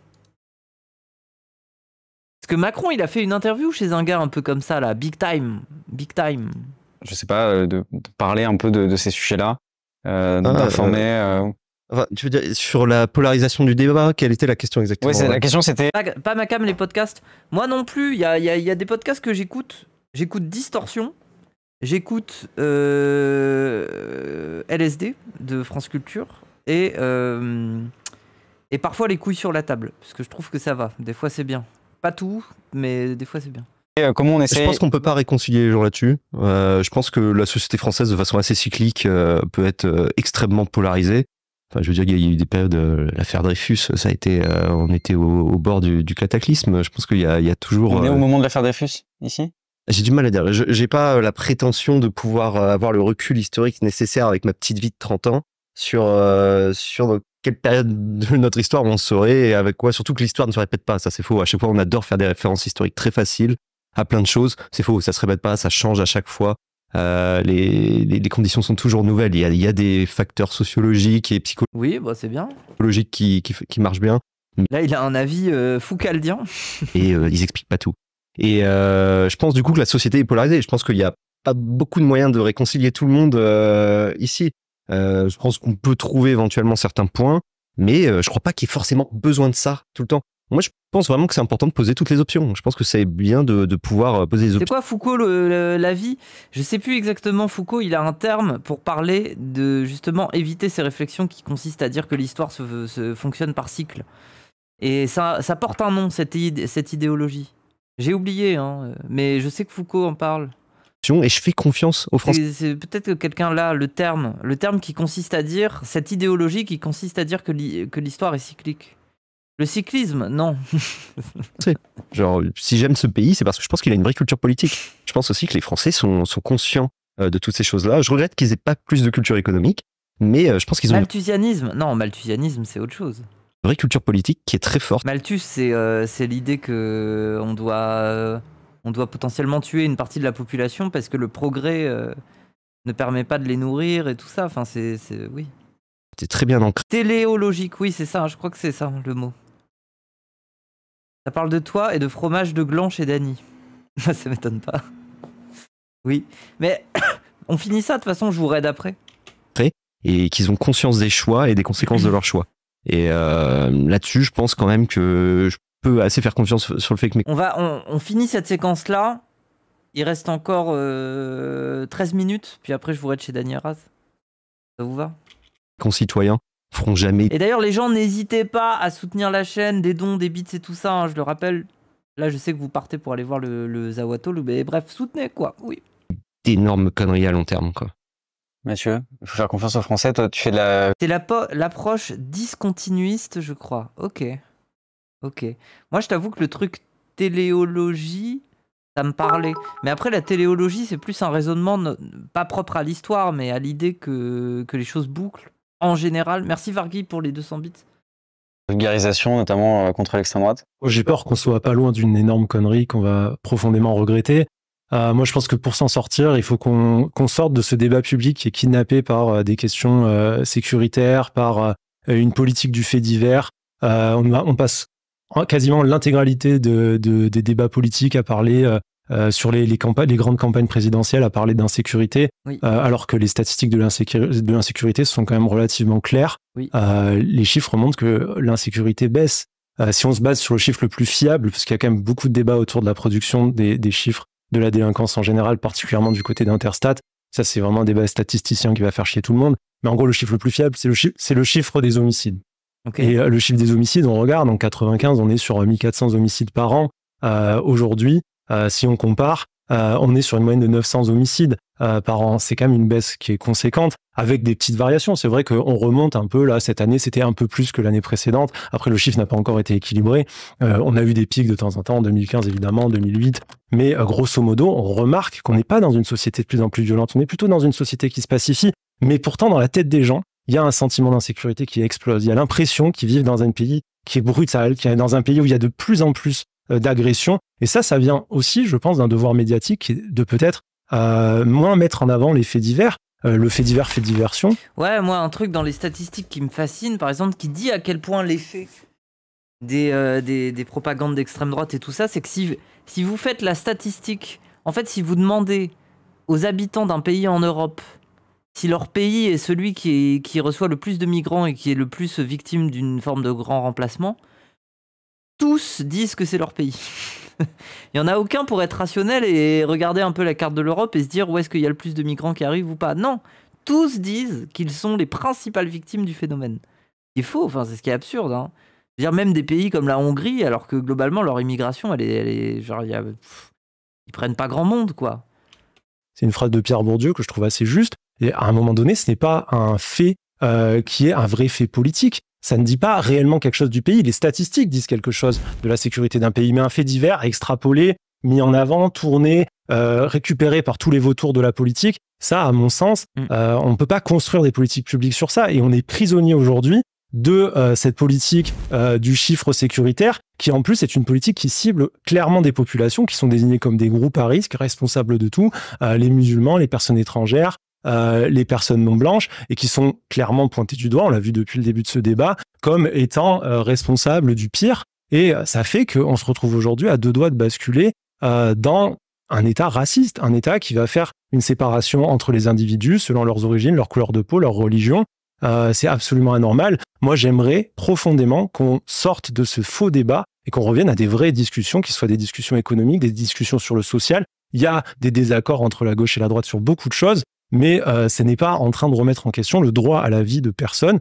Et je pense que sur ça, il y a un vrai front républicain sur ces questions-là, mais pour ça, il faut s'extraire de ces débats sécuritaires. Et malheureusement, Macron, pour le moment, n'a pas fait ça. Il est reparti à jouer un jeu où il va un peu caresser l'extrême droite sur ces sujets. Et j'aimerais, moi, personnellement, qu'on sorte de ces débats qui, je le redis, ne sont pas prouvés par les chiffres, absolument pas. Oui, bah, bon courage. Hein. Moi, j'aimerais qu'on écoute C'est vrai, c'est louable, mais bon. Les Français, on sait que... Déjà, ce qui est bien, c'est de débattre. Déjà, la première étape, c'est de débattre, parce que la gauche d'il y a 15 ans, elle pensait qu'il fallait absolument pas débattre avec l'extrême droite et tout ça. Désolé, mais moi c'est bien, là, Mathieu, là, il a des datas, il est solide. Faut envoyer des Mathieu. Aujourd'hui, l'insécurité, par exemple, c'est dans le top 3 des grandes préoccupations des Français, et c'est pas un fantasme, hein, ça représente l'ensemble des Français en général. Vous parlez des homicides en disant qu'ils ont stagné, voire même baissé. Vous omettez de dire, évidemment, que les tentatives d'homicide ont augmenté de 80% en 5 ans. Voilà. Quel chiffre, de quoi on parle? Tentatives ont augmenté de 50... Oui. Ministère de l'Intérieur, je vous renvoie vers les chiffres officiels, puisque vous avez aussi vos chiffres. C'est pas la même comptabilisation. Et aujourd'hui, heureusement encore que les homicides stagnent, puisqu'on vieillit plus, parce qu'il y a une baisse de l'alcoolémie, parce qu'il y a tout un tas aussi d'éléments qui expliquent que les homicides ne sont plus tout à fait là. On soigne mieux les gens aussi, par exemple. C'est faux. Cet argument est totalement faux. On a parlé de la destruction de notre système de santé. On sauve plus facilement les gens. Comment ça fonctionne? On sauve plus facilement les gens. On les sauve plus facilement de quoi? Donc, voilà. De quoi? Des coups de couteau, des coups sur la tête, des flingues. Il y a une révolution médicale dans tous ces domaines dans leur ensemble. C'est un argument de Laurent Oberton, qui est un écrivain d'extrême droite, qui n'est basé sur rien, qui est totalement faux. Et on est dans un pays où le système de santé a été profondément détruit. Donc, à mon avis, c'est pas la santé qui fait que le chiffre des homicides a baissé de 600. Vous êtes monothématique. Les tentatives, c'est le comptage policier, en fait, et c'est complètement faussé. Bah, surtout, qu'est-ce que t'appelles, selon un policier, une tentative d'homicide aussi, quoi. La santé qui fait que le chiffre des homicides a baissé de 600. Vous êtes monothématique depuis tout à l'heure à attaquer l'extrême droite, mais vous êtes incapable d'apporter un vrai chiffre depuis tout à l'heure. J'arrête pas d'en donner. Je vous en ai donné sur les homicides, je viens de citer des chiffres, vous avez dit « Ah, c'est la préoccupation des Français qui vous apportez de l'eau à mon moulin ». Je vous dis, c'est un sentiment d'insécurité, effectivement. Arrêtez de couper la parole, s'il vous plaît. Vous êtes incapable d'expliquer. Carton jaune. Vous allez prendre un carton jaune. Expliquer qu'à côté, il y a une explosion des coups et des violences depuis 5 ans, là aussi, volontaire. Hein, on parle pas d'un mec qui se fait mal tout seul. J'ai dit qu'il y avait un problème sur le comptage statistique d'Interstat. Si vous voulez, je vous l'explique. Il n'y a aucun souci sur la question. Oh là là! Désolé, mais tu pourras t'exprimer après. Je te mets un deuxième carton. C'est les chiffres de la police. Je sais que vous considérez qu'elle est raciste, mais c'est les chiffres quand même. Donc si les gens... Non, je sais comment Mathieu, je vais te mettre un 3e carton, en fait. Les chiffres sont faits. Mathieu, je te mets un 6e carton. Je vais dire des choses que je n'ai pas dit. Je sais comment les chiffres de l'insécurité sont produits. L'agressivité, on voit où est l'agressivité ici.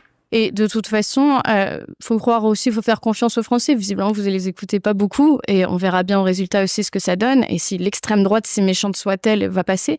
Moi, aujourd'hui, je rappelle aussi que au niveau de l'union de la gauche, on est des gens qui ont totalement oublié presque. Ça fait chier parce que là, ils me laissent pas expliquer le problème de la comptabilisation. Bah oui, bah de toute façon, c'est même le problème de ce genre de dispositif de mettre des paroles égales, alors que bon, enfin c'est genre il y a une différence de niveau, oui, bon. De condamner ce qui s'est passé le 7 octobre. Le dispositif Bourdieu, quoi, oui. On a des gens qui sont incapables de condamner un certain nombre de violences faites aux femmes et qui sélectionnent toujours les violences faites aux femmes en fonction du profil de l'agresseur plutôt que de penser aux femmes en règle générale. Voilà, on a des gens qui sont incapables de rester calmes face à un certain nombre d'arguments. On a des gens qui menacent de viol. On a des fichiers S par...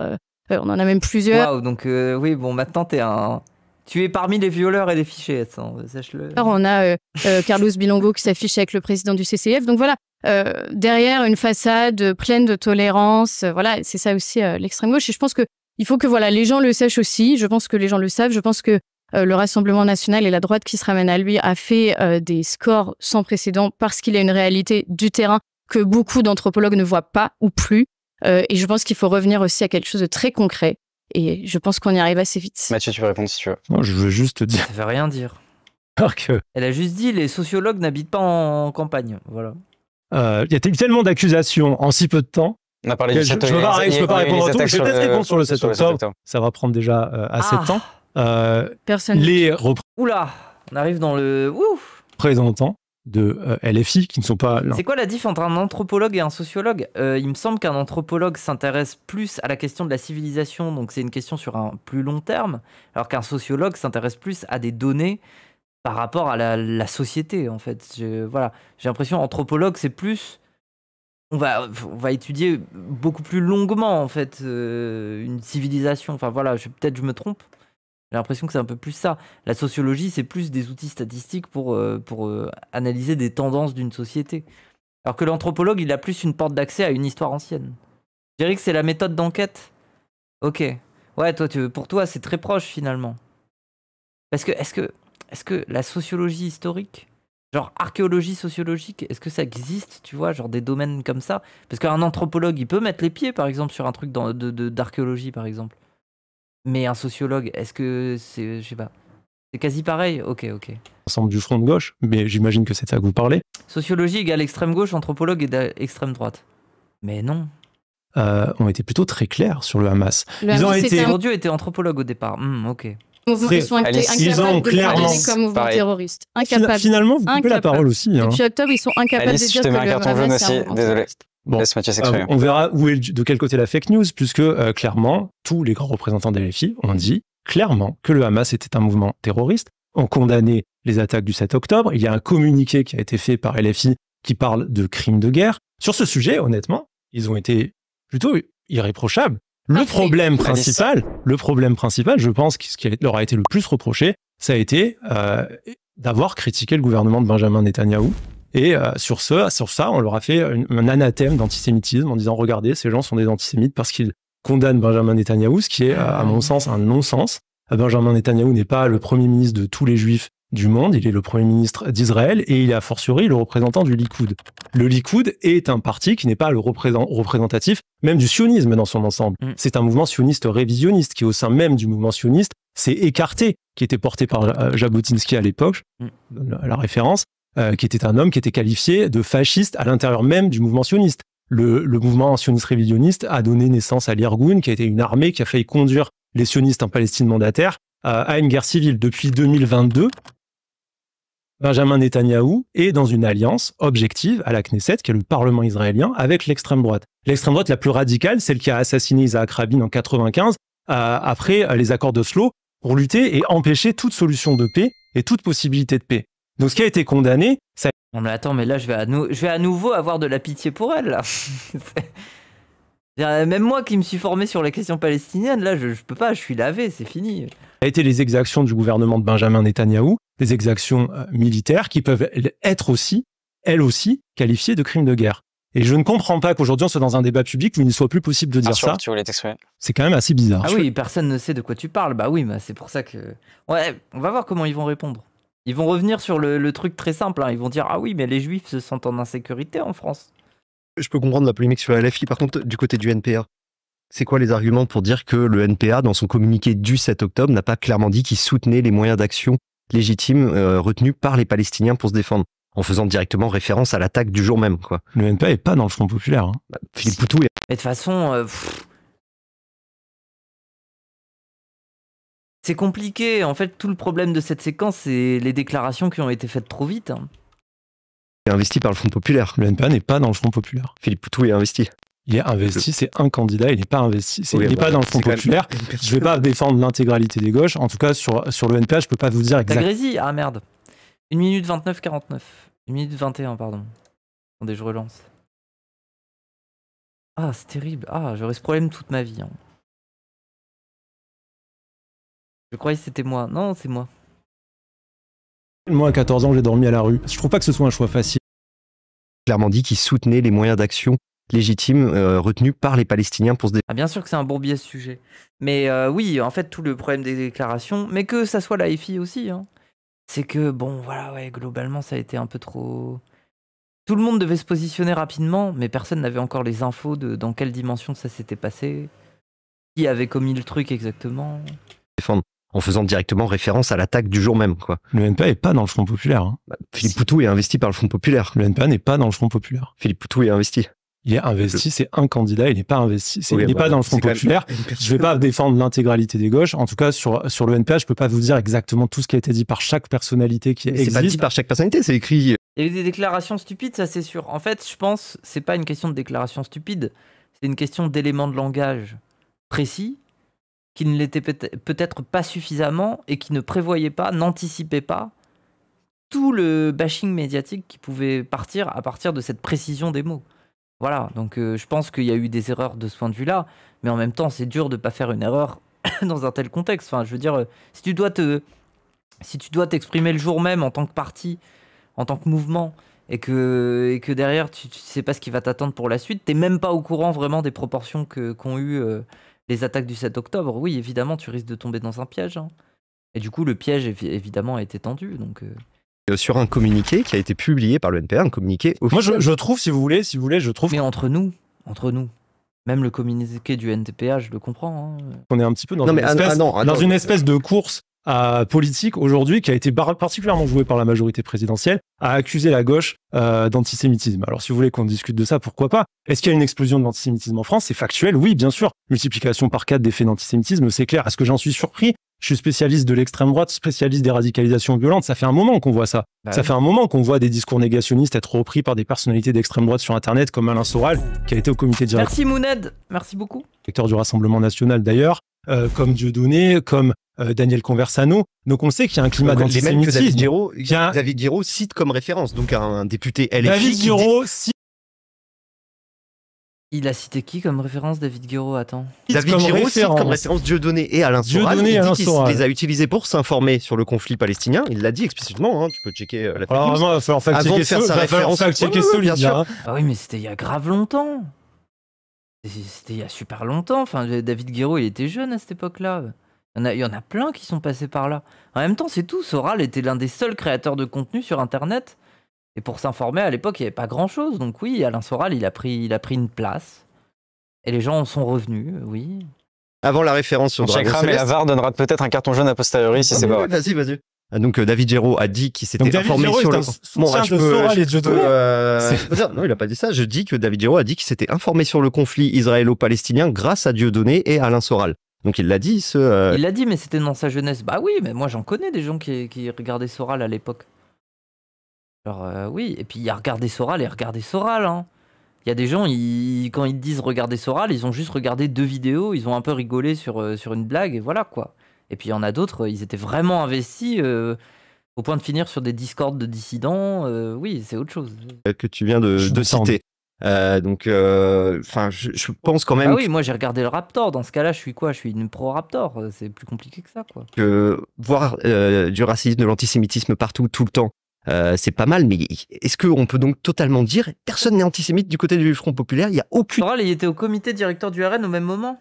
Il a commencé sa chaîne YouTube et tout ça pendant cette époque-là. Moi, j'ai l'impression justement, ça a embrayé le fait que vu qu'il avait été un peu mis de côté, il a voulu prendre cette place. Je sais pas.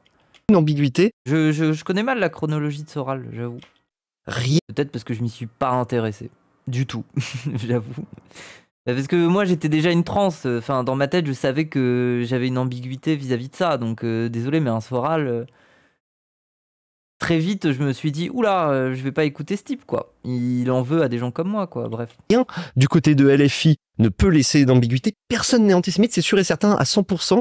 Philippe Poutou et le NPA peuvent avoir dit que l'action du 7 octobre était légitime.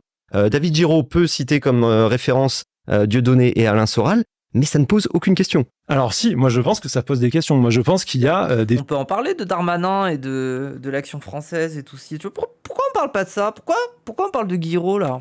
Faits d'antisémitisme qui peuvent avoir lieu à gauche et qui peuvent avoir lieu au fond. Pourquoi on parle pas de réhabiliter Maurras et compagnie, là? Populaire, ouais. Comme il peut y en avoir chez la Macronie. Peut-être, oui. Parce que il faudrait quand même j'espère qu'il serait condamné. Emmanuel Macron qui a cité Charles Maurras à l'Assemblée nationale. Ouais. Emmanuel Macron qui a voulu réhabiliter Pétain. Ah bah oui, merci. Pétain. Charles Maurras, l'inventeur de l'antisémitisme d'État, quand même. Hein. On va quand même resituer. Il a voulu réhabiliter. Il a voulu réhabiliter Pétain quand il a été quand les associations juives françaises l'ont repris sur cette réhabilitation de Pétain. Il a dit que c'était une surenchère victimaire. C'est quand même des propos qui sont très problématiques. Je suis d'accord. C'est très grave. Waouh. Il a nommé Gérald Darmanin ministre de l'Intérieur, quelqu'un qui est passé par la... Une surenchère victimaire, mais putain, mais il faut le dire partout. Hein. L'action française, un mouvement profondément antisémite, fondé sur l'antisémitisme, dont toute l'histoire est marquée par l'antisémitisme. Gérald Darmanin n'a pas été membre de l'Action française, il a été sympathisant. Il a écrit 5 articles dans des magazines de l'Action française. Oui. Et l'Action française revendique qu'il a participé d'ailleurs à leur université d'été en 2013, oui. Aux côtés de ce même Alain Soral. Je trouve ça ignoble, les accusations contre Gérald Darmanin. Gérald Darmanin, c'est un type très bien. Je le connais pas. C'est bien. Argument, il est très bien. Non, mais je peux en témoigner. Ça fait des années que. En même temps, tu vis dans son appart de fonction. Il t'a filé son appart de fonction. C'est sûr, c'est ton pote un peu. Je le connais. Ça se sent, vous savez, quand quelqu'un a des propos antisémites dans la bouche ou des idées antisémites dans la tête. Et croyez-moi, j'en fréquente pas. Oui, il doit être arabe, par exemple. C'est ça, non? Les combats. Ce que j'essaye de dire, justement... Il a dit « je ne fréquente aucun arabe », du coup. C'est que aujourd'hui, oui, il y a un problème structurel en France, global. Je trouve qu'il y a une vraie culture antisémite en France et que c'est quelque chose contre lequel il faut lutter. Il faut lutter sur ça à gauche, il faut lutter sur ça à droite, il faut lutter... Si, c'est ce que je dis. Il faut lutter sur ça dans nos partis. Maintenant, dans l'ensemble, il y a un parti qui est fondé totalement et complètement sur l'antisémitisme, c'est le Rassemblement national. Les fondateurs du Front national sont d'anciens nazis, sont d'anciens membres de la milice française. En bas des statuts du Front national, on trouve le nom de Pierre Bousquet à côté de celui de Jean-Marie Le Pen. Pierre Bousquet, c'est un ancien membre de l'ASS Charlemagne qui n'a jamais renié ses liens avec l'ASS. Jean-Marie Le Pen était un antisémite condamné, un négationniste condamné. Et aujourd'hui encore, on retrouve des antisémites. Je parlais de Frédéric Chatillon. proche de Marine Le Pen et de Jordan Bardella. Aujourd'hui, il y a un barrage à faire, un véritable antisémitisme total, qui est celui du Rassemblement national. Maintenant, est-ce qu'il faut lutter contre des cas, oui, effectivement, d'antisémitisme qui existent dans nos mouvements, quels qu'ils soient, parfaitement. Et la gauche s'illustre depuis des années dans sa lutte contre toutes les formes d'agression envers toutes les minorités. Les Français juifs d'Israël ont voté majoritairement pour le Rassemblement national. Preuve en est qu'il faut que vous changiez vraiment de discours et que vous soyez arrêtés de ressasser des vieux démons qui Oui, parce qu'ils partagent une vision suprémaciste, oui.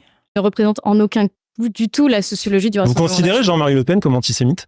Je pense que oui. D'accord. Oui, bah oui, ça pour le coup, oui. Je pense que... Bah, on parlait d'évolution de l'extrême droite, oui, pour le coup, maintenant, ça y est, Jean-Marie Le Pen, il le jette tout sous le bus. Hein. On va conclure là-dessus. À part certaines brebis galeuses, maintenant, oui. Parce que vraiment, il faut qu'on avance. Il nous reste encore quelques minutes. Est-ce que... donc Bon, qu'est-ce qu'on fait les gens? On s'arrête là? On s'arrête là et je vous raide chez Dany Raz ou pas? Parce que là, ça y est, ça a commencé depuis un moment, le Zawa Talk. Une merde un peu, non? Après, moi, je suis pas à Zawa, hein. Pas obligé de les raid, hein. Mais bon, c'est peut-être mieux. En vrai, j'ai envie de vous raid parce que j'ai envie de voir le truc d'Iliès, moi. On finit? Vous voulez qu'on finisse? Je veux la fin.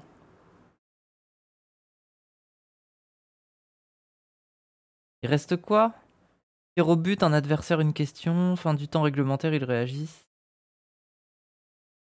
Ils m'ont vidé mon âme. La fin est intéressante avec les citations. Je veux la fin, j'avoue, maintenant. Bon, allez, on continue. Bon, voilà, on a terminé là, du coup la deuxième minute. Mais donnez sur cette chaîne, donnez. Temps. Là, c'est la fin du temps réglementaire. D'ailleurs, a posteriori, tous les deux, vous avez des invectives un peu l'un contre l'autre, donc je vous mets un carton jaune a posteriori. Encore? Mais c'est une dinguerie! Toi. Ouais. C'est absurde ce truc de carton jaune. Non, Alice, c'est Mathieu. Merci Echoes. Oui, il y a la chaîne YouTube de Mathieu si vous voulez. Donc ça cumule les cartons jaunes. Non, sur ça va. Est-ce que donc là on a la fin du temps réglementaire. Merci pour Fandor. Premier de la classe là. Comme l'échange de maillots classique, je vais vous demander à chacun de vous serrer la main, juste rapidement. Ah, c'est nul. Ah. Bon, mais c'est cuck. Ah, merci Charna. C'est vraiment infantilisant. J'hésite un peu quand même. Il y a 3 séquences que j'aimerais vous montrer. Alors très rapidement juste. Je vous promets de dire que je fais aussi des lives sur Twitch si jamais ça vous intéresse. Mais oui, bien sûr, dis-le. Bien sûr, gros. Et moi d'ailleurs, je suis pas abonné à ta chaîne parce que moi je te connaissais pas. Donc je vais le faire maintenant. Mais je passerai si tu live. Si je te vois live, je viendrai faire coucou. Un mot par rapport à ce que vous verrez. Mais du coup, tu m'as intéressé, même ton bouquin sur les survivalistes qui date de il y a combien? 2-3 ans? Ça m'intéresse, je vais peut-être le lire. Hein. En vrai. Le premier, c'est un extrait de la lettre de la prison de Birmingham, écrite le 16 avril 1963 par Martin Luther King, par rapport au climat actuel et évidemment des élections. Attends, c'est quoi là le principe? Ce que vous verrez. Le premier. Il dessine trop bien aussi. Ah ouais, t'es un dessinateur? Ça m'intéresse ça en vrai. Moi aussi je suis une dessinatrice. Enfin bon bref, j'en fais plus mais je faisais des BD politiques. Moi. Je viens en parler sur ta chaîne quand tu veux. Vas-y. Moi limite ce que je te propose, j'aime bien faire ça, des formats interview. Je lis ton bouquin, je prépare une interview, on fait une interview. Hein. C'est un extrait de la lettre de la prison de Birmingham. Mais en plus, en fait, moi ce que j'aime bien, c'est pas être dans le politique purement politique, enfin ça me saoule. En fait j'aime bien quand ça dérive sur la culture. Sur des trucs plus liés peut-être à des affects et tout ça. Donc je t'avoue que forcément le sujet des survivalistes et leur représentation du monde, tout ça m'intéresse beaucoup. Donc je t'avoue que oui, je prends, hein, bien sûr. Écrite le 16 avril 1963 par Martin Luther King, par rapport au climat actuel et évidemment des élections. Par rapport au climat actuel, je sais pas particulièrement, je peux juste replacer ça dans le contexte américain, quoi. Je pense qu'il faut, c'est quelque chose de très contextualisé quand il parle du blanc modéré. Il parle vraiment des États-Unis, du sud des États-Unis dans les années 60. Je pense que c'est toujours important de s'interroger véritablement sur le contexte dans lequel on est et sur le biais d'existence. Savoir que je vis quelque chose, donc ça me paraît à peu près normal, alors qu'en réalité, c'est moralement intolérable et dans 100 ans, on me jugera pour ça. J'essaie souvent de faire ça dans ma vie. Hein. J'essaie souvent de me dire... Martin Luther King se réfère aux blancs modérés comme des individus blancs, bien qu'ils ne soient pas ouvertement racistes, préfèrent l'ordre et la justice et sont réticents à soutenir activement la lutte pour les droits civiques des Afro-Américains. Oui, bah... gens qui prennent pas parti, quoi, mais qui prennent parti pour le parti qui est la norme, quoi, oui. Et un des plus gros cas de conscience que j'ai, c'est sur la question animale. Je pense vraiment qu'on sera jugé un jour là-dessus. J'en ai conscience et je pense que ça sera durement puni. Hein? Mais je peux pas lui donner entièrement raison dans le sens où la personne qui a aboli l'esclavage aux États-Unis et qui a donné les droits civiques aux Noirs, c'est Abraham Lincoln. Et Abraham Lincoln, c'était un blanc modéré. Ouais, oui, bah dans ce cas-là, oui. Mais le problème, c'est que la guerre de sécession, c'est que d'un côté, il y avait l'Amérique qui voulait des esclaves, et de l'autre côté, il y avait l'Amérique qui voulait faire comme si elle n'avait jamais eu d'esclaves. C'est pas exactement la libération. C'est aussi, on met la poussière sous le tapis, quoi. Bon, bref. Non, pareil, c'est assez... j'ai pas énormément de choses à dire là-dessus. Enfin, je veux dire, on partage tous aussi un constat à ce niveau-là. Le fait que on n'est pas toujours... Enfin, on soit face à que parfois le fait de vouloir être dans un entre-deux est assez agaçant, et je pense qu'en effet sur certaines choses on le paiera plus tard. Le fait de ne pas avoir voulu voir un certain nombre d'ennemis dans le pays qui s'opposent à certains droits de minorité, à certaines... Merci Nova. À certains Français aussi tout simplement, et à la sécurité de tout le monde. J'ai pas trop d'avis. Je pense que pourquoi... C'est bien, on pourrait résumer sa présence à ça. Hein. Sécurité de tout le monde. J'ai pas trop d'avis. Voilà. Venez, attendez, venez, on fait un truc. Venez, on le skip. venez, son avis, c'était ça. Diffusé au second tour. Moi, ça me va, on le skip. Différente. Sinon, à part ça, j'ai pas d'autre avis. Ah voilà, t'as pas d'autre... Oui. Ça va être diffusé au second tour, c'est ça? Ouais, après le premier tour. Bon, j'imagine qu'on est dans une situation où il y a peut-être des gens qui doivent faire des choix difficiles. Et voilà, je veux juste leur rappeler que faut défendre le droit des personnes étrangères, des personnes LGBT, des personnes handicapées, des femmes, de toutes les personnes qui pourraient être mises en danger par la venue au pouvoir de l'extrême droite, comme toutes ces personnes ont toujours été mises en danger à chaque fois que l'extrême droite a pris le pouvoir. Ça me rappelle cette parabole qui se trouve d'ailleurs gravée sur le mur du musée de l'Holocauste à Washington, du pasteur protestant Niemöller, qui avait, en 1946, il avait eu cette phrase extraordinaire qui a souvent été dite, c'est une chanson, c'est un poème, c'était en fait un texte. Il avait dit, quand on est venu chercher les communistes, je n'étais pas communiste, je n'ai rien dit. Quand on est venu chercher les socialistes, je n'étais pas socialiste, je n'ai rien dit. Quand on est venu chercher les juifs, je n'étais pas juif, je n'ai rien dit. Et quand on est venu me chercher, il n'y avait plus personne pour protester. Moi, je voudrais pas qu'on vive cette situation et qu'on ajoute, quand on est venu chercher les musulmans, je n'ai rien dit parce que j'étais pas musulmane. Moi, je suis d'accord avec cette... C'est bien.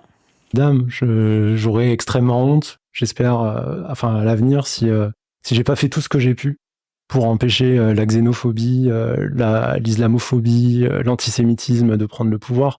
Donc je pense qu'il faut qu'on donne tout ce qu'on a, parce que, je le redis, mais je crois qu'on est vraiment au bord d'une falaise, et il y a peut-être des gens qui se rendent pas assez compte de la gravité, de la dangerosité de la situation, et à quel point on est face à un ensemble politique qui s'illustre en permanence par sa violence. Donc je pense qu'elle a peur de ce qui peut arriver. Il y a beaucoup de personnes qui ont peur de ce qui peut arriver aujourd'hui, puisqu'on... Attends, il va dire quoi? En vrai, j'ai envie de laisser son avis. On voit qu'il y a une montée des deux extrêmes. Oui. Donc dans les deux cas, que l'un ou l'autre passe, ça va être compliqué. Donc moi je reste un peu neutre, absentéiste. Focus sur moi et voilà. Mais tu sers à quoi? Pourquoi ils l'ont invité? Après je comprends ce qu'elle veut dire, c'est que en soi tu veux pas voir forcément des gens partir et dire ah bah ça me concerne pas, j'en fais pas partie, donc je me mouille pas. Personne n'a envie, c'est comme si là on marche dans la rue, on voit un mec se faire tabasser, on dit ah bah je le connais pas, je le laisse dans la merde. Personne va faire ça, donc... Bon, il y en a qui le font. Donc voilà. Il y a des SDF dans la rue, les gens ils se disent ah bah c'est pas ma famille. Je pense que d'expérience, la majorité gouvernementale et présidentielle est venue chercher personne, hein, même les antivax, a priori, alors qu'ils en avaient peur. Donc peut-être qu'Anne Sinclair aurait dû s'occuper des victimes des SK et aller les chercher avant, quoi. Moi, j'ai un problème aussi avec le fait de comparer comme ça des périodes historiques qui sont incomparables et qui nous empêchent en fait de faire une critique assez rationnelle de ce qui se passe actuellement. Aujourd'hui, là, elle a dit, s'il vous plaît, je suis pas fasciste comme les fascistes avant. Elle a dit ça, j'ai entendu ça, moi. la Elle a dit, s'il vous plaît, nous, on est des fascistes, mais modernes. La question de l'islamisme se pose, mais c'est de l'islamophobie, en fait. Donc, on ne peut pas la poser. Aujourd'hui, on a 2/3 des jeunes musulmans de moins de 25 ans qui considèrent la charia au-dessus des lois de la République. Voilà. C'est quoi sa stat? La question de l'islamisme se pose, mais c'est de l'islamophobie, en fait. Donc, on ne peut pas la poser. Aujourd'hui, on a 2 tiers des jeunes musulmans de moins de 25 ans qui considèrent la charia au-dessus des lois de la 2 tiers des musulmans de moins de 25 ans. République. Voilà. Mais en fait, c'est fou parce que dans les règles du débat, des cartons jaunes, machin, il fallait sourcer, il fallait toujours donner des trucs sourcés. J'ai pas l'impression qu'on lui ait demandé quoi que ce soit à elle. Hein. C'est une réalité, mais en fait, au nom de l'islamophobie, on ne peut pas en parler. Aujourd'hui, la question de laïcité, elle est remise en question quasiment tous les jours que Dieu fait, avec des personnes qui pratiquent l'islam politique, qui essayent de faire passer un certain nombre d'arguments, de changer nos lois, et on ne peut pas le faire sous prétexte de l'islamophobie. Et donc voilà, ce genre d'extrait, pour moi, ce genre de prise de position est assez dangereuse parce qu'elle compare des périodes qui sont incomparables et ne nous permettent pas de faire une analyse froide et rationnelle de la situation. C'est les nazis, le point de connexion. Qu'est-ce que vous feriez vous-même, Serge Klarsfeld, si vous étiez confronté à ce dilemme? Ce sera un dilemme pour beaucoup de Françaises et de Français de devoir choisir, par exemple, entre le RN et la France insoumise. Même je n'aurais pas d'hésitation, je voterai pour le Rassemblement national parce que l'axe de ma vie, c'est l'argent. La défense de la mémoire juive, la défense des Juifs persécutés, la défense d'Israël, et que je suis confronté à une extrême gauche qui est sous l'emprise de la France insoumise avec des relents antisémites et un violent antisionisme. Donc Serge Klarsfeld, récipient la Shoah, qui dit qu'il Franchement, ça a été un grand homme. Bah oui, mais bon, qu'est-ce que vous voulez que je vous dise, quoi. préférerait voter Rassemblement National plutôt que Mouvement Front Populaire. Alice? Et son fils est venu, en effet, dire qu'il pensait la même chose, parce qu'on a accusé Monsieur Klarsfeld d'être sénile, hein, pour vous dire à quel point il y a quand même un antisémitisme latent venant de certains sympathisants de parti. Là, non, là, pareil, c'est pas étonnant, et on l'a vu au niveau des votes. Hein, on parlait tout à l'heure, il y a la question juive, il y a la question des homosexuels aussi, qui votent de plus en plus pour le Rassemblement national. Là, il y a la question des femmes qui votent de plus en plus pour le Rassemblement national. Donc là, en fait, dès qu'ils mettent un petit crayon, ça veut dire détail à retrouver en commentaire. Ok. Là encore, c'est d'autres minorités. Attends, en commentaire épinglé, ça veut dire qu'ils sont venus donner leurs sources. Ah oui, c'est ça. Ah ouais, le commentaire de très long, là. Ah ouais, c'est bien, hein, on va pas le lire. Qui se sentent représentés, en fait, par un parti que certains, en tout cas autour de cette table, ont tendance à diaboliser, sans prendre en compte qu'il y a eu un changement de sociologie, et on le voit dans les nouvelles personnes qui votent. Donc je pense qu'il y a c'est aussi une réaction à une extrême gauche qui est incapable, qui va même jusqu'à arracher des drapeaux français. Faut pas s'étonner. Mais par exemple, attendez, oui, non, en fait, j'ai envie de regarder. Ah ouais, mais ça va être interminable. Oh. Ah. Là, on était à combien? 1 minute 30 et quelques. La stat, là. Voilà. En 2020, 57% des jeunes musulmans considèrent que la charia est plus importante que les lois de la République, plus 10 depuis 2016, sachant que cette proportion est largement supérieure chez l'ensemble des musulmans, ce que l'on peut voir chez les catholiques. Ce que l'on peut voir chez les catholiques, pour approfondir, IFOP. Le rapport à la laïcité alors de la lutte contre l'islamisme, le projet de loi contre les séparatismes. Oui, mais qui produit le sondage? Selon quelle méthodologie? 57%, 66% des Français musulmans s'opposent au droit des enseignants à montrer des caricatures de personnages religieux à leurs élèves. Bah oui, c'est bizarre en fait. Alors que ce choix éducatif est soutenu massivement par l'ensemble des Français. Non, Charlie Hebdo, là. Philippe Val a fait du mal. Hein. Seulement 34% des musulmans approuvent la dissolution du CCIF et de Baraka City. Bah oui, ils avaient rien fait en fait. C'était une asso quoi. Tandis que ces annonces... 72% des Français souhaitent que l'Observatoire de la laïcité soit désormais dirigé par des personnalités résolument engagées contre les intégristes religieux. 44% des Français musulmans soutiennent la loi interdisant le port du signe religieux dans des écoles. Donc la loi de 2004, ouais. 44%, hein. Moi j'aurais dit plus pour le coup. Parce qu'avec le temps et avec le fait que... Moi, j'aurais dit qu'il y aurait plus de musulmans qui auraient concédé à ça. Point de vue de Jean-Pierre Sakoun. Oula. Chaque fois, il faut se renseigner. Président CLR. Je sais pas c'est quoi. Bref. Bon, ok. Je peux que prendre au sérieux ce que dit quelqu'un qu'un monument comme Serge Klarsfeld, hein, évidemment. Mais je pense qu'il le dit de façon dramatique. Je pense qu'il le dit de façon triste et plus pour alerter sur ce qui est peut-être devenu à ses yeux une partie de la gauche, ou en tout cas la crainte qu'elle peut lui inspirer. Mais j'ai confiance dans le fait que là, on lui propose RN ou LFI, évidemment, mais que quelqu'un comme Serge Klarsfeld, si on en est dans des références historiques bidons, entre Hitler et Staline, il choisira toujours Roosevelt, ça, quoi. Donc, je pense qu'il aura toujours une option un petit peu... Non, il aurait choisi Hitler. Là, tu as donné 2 choix, donc... Plus, qui correspondra un petit peu plus à ce qu'il représente, quand même. J'ai pas trop d'avis dessus, mais je pense que si... Ah, c'est bien. Ça me fait rire de le skip. Son parcours est extraordinaire. Personne. C'est une personne que je respecte énormément, Serge Klarsfeld. Son parcours est extraordinaire, son travail est extraordinaire. Maintenant, évidemment, je suis pas d'accord avec ce qu'il a dit. Je tiens à rappeler qu'il y a d'autres rescapés de la Shoah qui ont fait part de leur grande inquiétude vis-à-vis de la montée de l'extrême droite.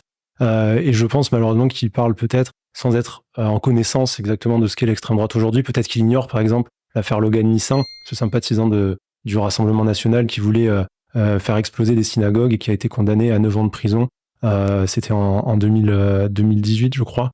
Et peut-être que s'il a été plus au fait de ce genre de cas, de cette réalité de la violence antisémite à l'extrême droite, eh bien, il n'aurait pas tenu ces propos-là. Tu rigoles, Moufette, mais le gars pas d'avis, c'est la majorité silencieuse ou pas loin. Ah ouais. Donc pour toi, tous les abstentionnistes sont des businessmen à la noix qui vendent des formations. T'as rien compris, toi. Ok. Les déçus de la politique, c'est pas ça. Hein. Super, merci. Lui, c'est pas un déçu de la politique. C'est quelqu'un qui en a rien à branler parce que la politique le concerne pas ou très peu. En tout cas, celle de Macron, quoi. Pour terminer, très rapidement, je vous ai demandé à chacun de préparer une question pour l'un d'entre vous. Pour être sûr, le nouveau Front populaire, c'est la tolérance, l'égalité des chances, etc. Du coup, en fait, je comprends pas trop pourquoi quand, par exemple, on peut voir à Nantes le mec qui s'est fait arracher son drapeau français, ou pas mal, on voit aussi sur Twitter le je l'ai bloqué parce qu'il était de droite. Pourquoi est-ce que un parti qui prône la tolérance et l'égalité des chances, quand il y a d'autres personnes qui sont pas d'accord, ça part soit en ah bah c'est pas mon pote, soit en violence, soit verbale ou physique. Je comprends pas trop. Bah même là, en soi, ça s'est vu. Non pas qu'elle n'a pas été violente envers toi, mais il y a eu plus de violence et d'agressivité dans ton ton et tes propos qu'elle, même si elle l'a été. Je comprends pas trop, c'est un peu un non-sens, entre guillemets. Mais qu'est-ce que quoi ? Sur ma manière de parler, je dirais que c'est... Il a juste dit, tu lui as parlé, t'as parlé un peu fort. Peut-être la différence entre la culture bourgeoise et la culture populaire. Et après, pour ce qui est des très bon argument. Violences, je pense que là, on met énormément justement le focus sur un drapeau arraché. En fait, la réaction, si elle est assez forte par rapport à l'extrême droite et au mouvement nationaliste, c'est parce que ce sont des mouvements qui tuent. Et du coup, en fait, il y a un peu ce paradoxe de la tolérance, le paradoxe de Karl Popper, qui dit à un moment donné, est-ce que si on tolère tous les discours, et notamment le discours de l'intolérance, est-ce qu'on finit pas par en arriver finalement à la mort de l'intolérance ? Et c'est dire à un moment donné, qu'est-ce qu'on doit faire ? Quelles limites on doit mettre ? Si je laisse Alice tenir des discours xénophobes et racistes en accusant les étrangers de tous les maux, en fait, à un moment donné, on va en arriver à un moment donné où il y a des personnes qui vont en payer le prix. C'est pas Chomsky qui dit que toutes les idées devraient avoir leur place dans le débat public justement pour pouvoir les dézinguer si jamais elles sont mauvaises ? C'est Chomsky, non ? Je sais plus. Je me trompe. La ref que peut sortir parfois aussi... Oui, c'est ça, hein. Ouais, entre Popper et Chomsky, en fait, il y a débat, quoi. Chomsky, il défend l'inverse de Popper, oui, on est d'accord. Et c'est pour ça que, oui, peut-être que je peux être passionné dans mes propos, mais c'est parce que moi, j'ai peur pour les gens. J'ai tout simplement peur de ce qui peut arriver, parce que la violence de l'extrême droite, je l'ai vu, j'ai enquêté dans ces milieux pendant 4 ans, j'ai vu leurs armes, j'ai vu ces groupes être racistes, basculer de plus en plus dans une idéologie de la guerre civile. J'ai pas du tout envie de voir ces gens-là passer à l'acte. Ça a l'air passionnant, c'est pour ça ton bouquin, du coup, j'ai envie de le lire, parce que oui, t'as l'air en fait, t'es vraiment allé dans les camps d'entraînement, là, dans les trucs masculinistes, survivalistes, tu les as fait, tout ça, quoi. Demain, si l'extrême droite veut prendre le pouvoir. Mathieu, une question pour quelqu'un ? Une question toute simple, mais justement pour toi, est-ce que si demain, vraiment, au second tour, tu vois que l'extrême droite va peut-être gagner, tu vas vraiment pas aller voter du tout ? Pas du tout. Ce petit bâtard. Gauche, droite, rien à faire. Ok. Vraiment pas du tout. Parce qu'en soi, je me dis... Ça te fait pas peur? Non. En vrai, là, si je vais voir, genre, même les gens qui vont voir cette vidéo, je pense que je vais plus me faire critiquer par les gens de gauche pour avoir dit que je suis pas forcément d'accord avec eux que par les gens de droite pour avoir dit je suis pas forcément d'accord avec eux. J'ai essayé d'être assez neutre et accorder les bons points quand je voyais un truc. Ah bah eux, ils Ah oui, parce qu'ils ont le pouvoir et ils ont les médias. ont raison, etc. Donc en soi, moi j'ai plus... Parce que du coup, tout à l'heure, j'ai pas pu répondre à la question. Mais en soi, pour moi, le parti qui offre le plus de garanties en tant qu'entrepreneur, je dirais que c'est la droite, puisque bah, y a plus de moins de charges, etc. Oui, Macron. Et là où je me sens un peu moins en sécurité, c'est si, genre, tu te balades dans la rue, genre drapeau français, je pense que tu te fais un peu attraper, comme ça. Waouh. Donc, ouais, en soi, pour répondre à la question, parce que là, j'ai beaucoup débordé, gauche-droite, non, je pense pas que je voterai. Je pense pas que je voterai. Je ferai toujours barrage à l'extrême droite, donc je voterai pour Macron. Est-ce que aujourd'hui, à l'heure actuelle, à qui à toi, Kenzie. est-ce que tu penses que aujourd'hui, le Rassemblement national, Ah ouais, ça veut le récupérer. Hein. Elle s'est dit, oh, c'est notre cœur de cible, ça. avec la nouvelle sociologie, avec une écrasante majorité de juifs qui votent pour eux, avec des femmes qui votent plus pour eux, avec Mayotte, qui est un département, voilà, des dom-toms qui a voté Ouais, elle lui a dit, regarde, il y a des noirs qui votent pour nous. majoritairement Rassemblement national à cause Regarde, il y a des noirs. de la crise migratoire. Est-ce que tu penses aujourd'hui que c'est encore un mouvement raciste? Je pense pas que c'est raciste. En fait, on dit beaucoup que la droite et surtout l'extrême droite, c'est raciste par rapport à ce qui s'est passé avant. Mais en soi, c'est comme si on dit t'es égoïste parce que tu penses à ta famille avant la famille des autres. Oh, il est insupportable. C'est son seul exemple. Il va nous ressortir l'avion, le bébé, le masque. Du coup, je pense pas vraiment que c'est raciste. C'est juste, comme on en parlait tout à l'heure, des ressources, etc. Tu privilégies plus ceux du pays dont tu viens et les ressources du pays aux personnes qui viennent de ce pays que les donner aux autres. Donc, je pense pas que c'est raciste. Je pense que c'est plus... Mais il vient d'où ton ordinateur? C'est pas un mineur du Pas-de-Calais qui a été sortir du coltan, gros. On dit un peu c'est de bonne guerre comme ceux de droite quand ils vont dire ah vous êtes des communistes, ou ceux de gauche ils vont dire ah vous êtes des fachos ou des racistes. Mais en vrai je pense pas que ça soit raciste. Je suis pas blanc donc je pense que je peux parler de ça. Justement, c'est la question, c'est toi en tant que personne non blanche, tu te sens pas particulièrement plus discriminé par ce parti ou c'est pas que... Le concernisme nous achèvera. C'est ça hein, le truc. Je sais pas.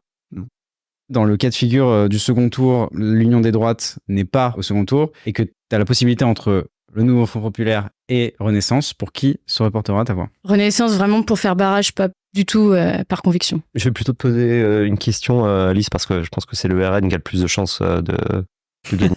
Starful, là, sa vilaine peau, ça me fait rigoler. Et les élections, tout de même, quoi. Si on C'est vrai qu'elle a pas de chance de ce point de vue-là.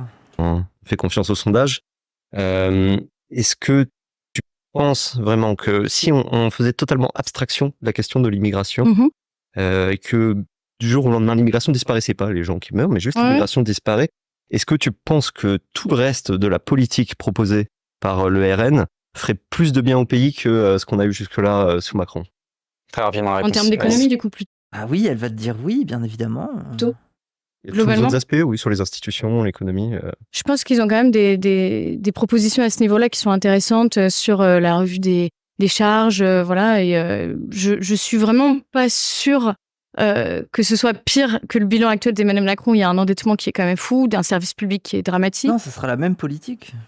Où on a des manifestations sociales quand même tous les 6 mois à chaque réforme. Et non, je ne pense pas. Il y a un mépris de classe ressenti, en tout cas par la société. Les Gilets jaunes, c'était sous Macron. Qui fait qu'il y a quand même un écart qui rend quasi impossible la possibilité du peuple de se reconnaître dans Emmanuel Macron. Donc je pense qu'en tout cas, ils ne feront pas pire. Je pense aussi que l'arrivée de personnes telles que Éric Ciotti ou ce genre de personnalités qui sont potentiellement éligibles à des postes de ministres permettront aussi d'apporter une expertise que le Rassemblement national n'a pas forcément, notamment sur les questions économiques. Donc non, moi très honnêtement, je suis très sereine par rapport à leur arrivée. Et il y a évidemment d'autres réformes qui ne sont pas que sur la question migratoire qu'ils proposent et qui vont aussi, à mon sens, je pense pareil à la question du transactivisme qui cherche à invisibiliser les femmes. Ça, c'est quelque chose sur lequel ils s'opposent aussi. Donc voilà. En tant que féministe, en tout cas, moi, c'est pas. Je pense qu'on aurait tout à gagner à les élire. Si jamais, dans le cas de figure du second tour, il n'y a pas la majorité présidentielle, mais il y a RN ou Union des droites, LR, RN versus Nouveau Front Populaire, pour qui tu voteras? L'entité du Front Populaire qui serait présente, je pense. Je regarderai déjà les individualités, parce que je pense que tout le monde se vaut pas. Et ensuite, si c'est du PS, LV, je peux très facilement voter pour. Si c'est LFI, c'est beaucoup plus compliqué, mais il y a des figures chez LFI pour lesquelles je pourrais éventuellement voter. Ah ouais, qui? Je me demande, tiens. Je suis curieuse. Du coup, est-ce que vous avez changé d'avis ou pas du tout? C'était ça? Non, pas du tout. Toi, tu vas toujours t'abstenir? Je continue de rester dans mon coin, de gagner de l'argent, aider ma famille. Arthur, toi, non, pas du tout, t'as pas changé? Non, je pense que les autres se sont déjà posés depuis longtemps. Non, finalement. On comprend rien, mais ils auraient pu mettre des sous-titres. Hein. Non, pas du tout. Et vous saviez un peu ce que chacun avait en tête ou pas les arguments, etc. Vous aviez? Oui. C'est ça déjà? C'est quoi ce qu'elle a dit, le transactivisme qui invisibilise les femmes trans? C'est trans dans le sens femme ou homme trans ou trans dans le sens plusieurs activismes? Elle a dit ça là? Personne n'a parlé des trans sur ce débat là. Pourquoi tu parles de ça?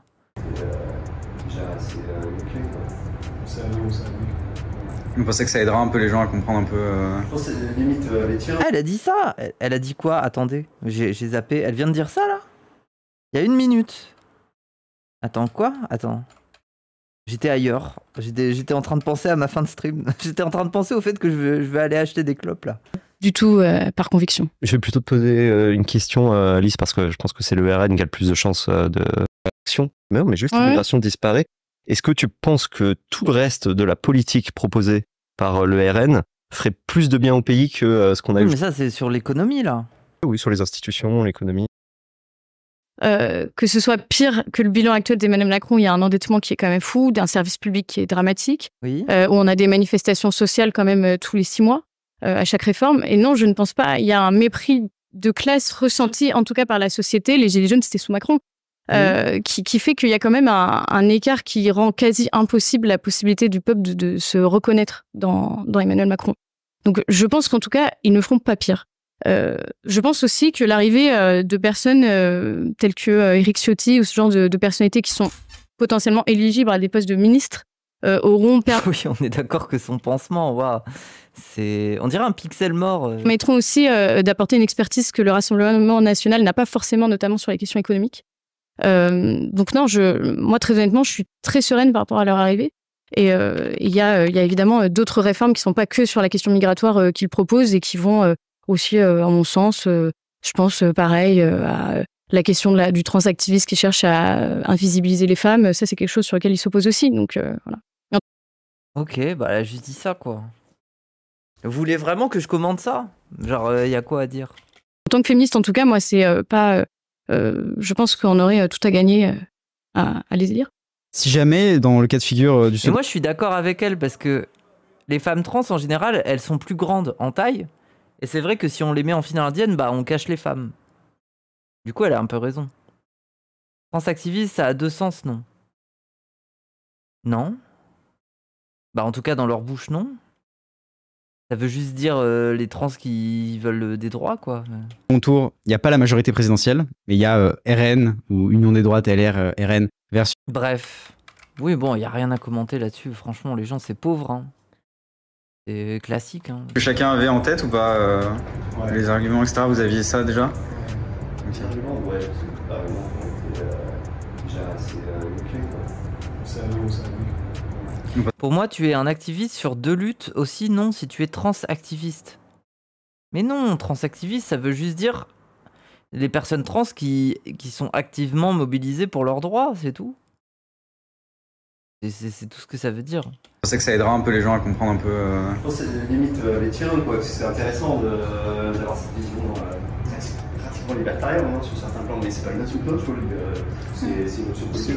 Aux États-Unis, il y a des... Ah oui, c'est un libertarien, lui. Des très grands penseurs libertariens, je pense, et qui ont donc un combat moral extrêmement fort. Il y a un moment qui vous a le plus choqué ou interloqué pendant l'émission ou pas? Aucun.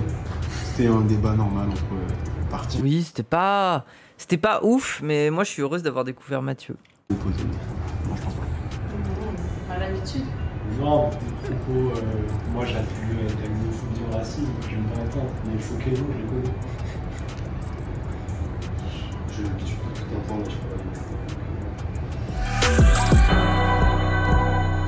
Putain, mais ça se sent qu'à la fin du montage, le gars, il en avait plus rien à foutre. Hein. Le truc d'1h40, là, allez, hein, à la fin, on met une séquence, on comprend rien à ce qu'ils disent, on s'en fout, quoi. Bon, bah, c'était bien, on a tout vu, hein, on s'est tout tapé, waouh. 4h30 de live.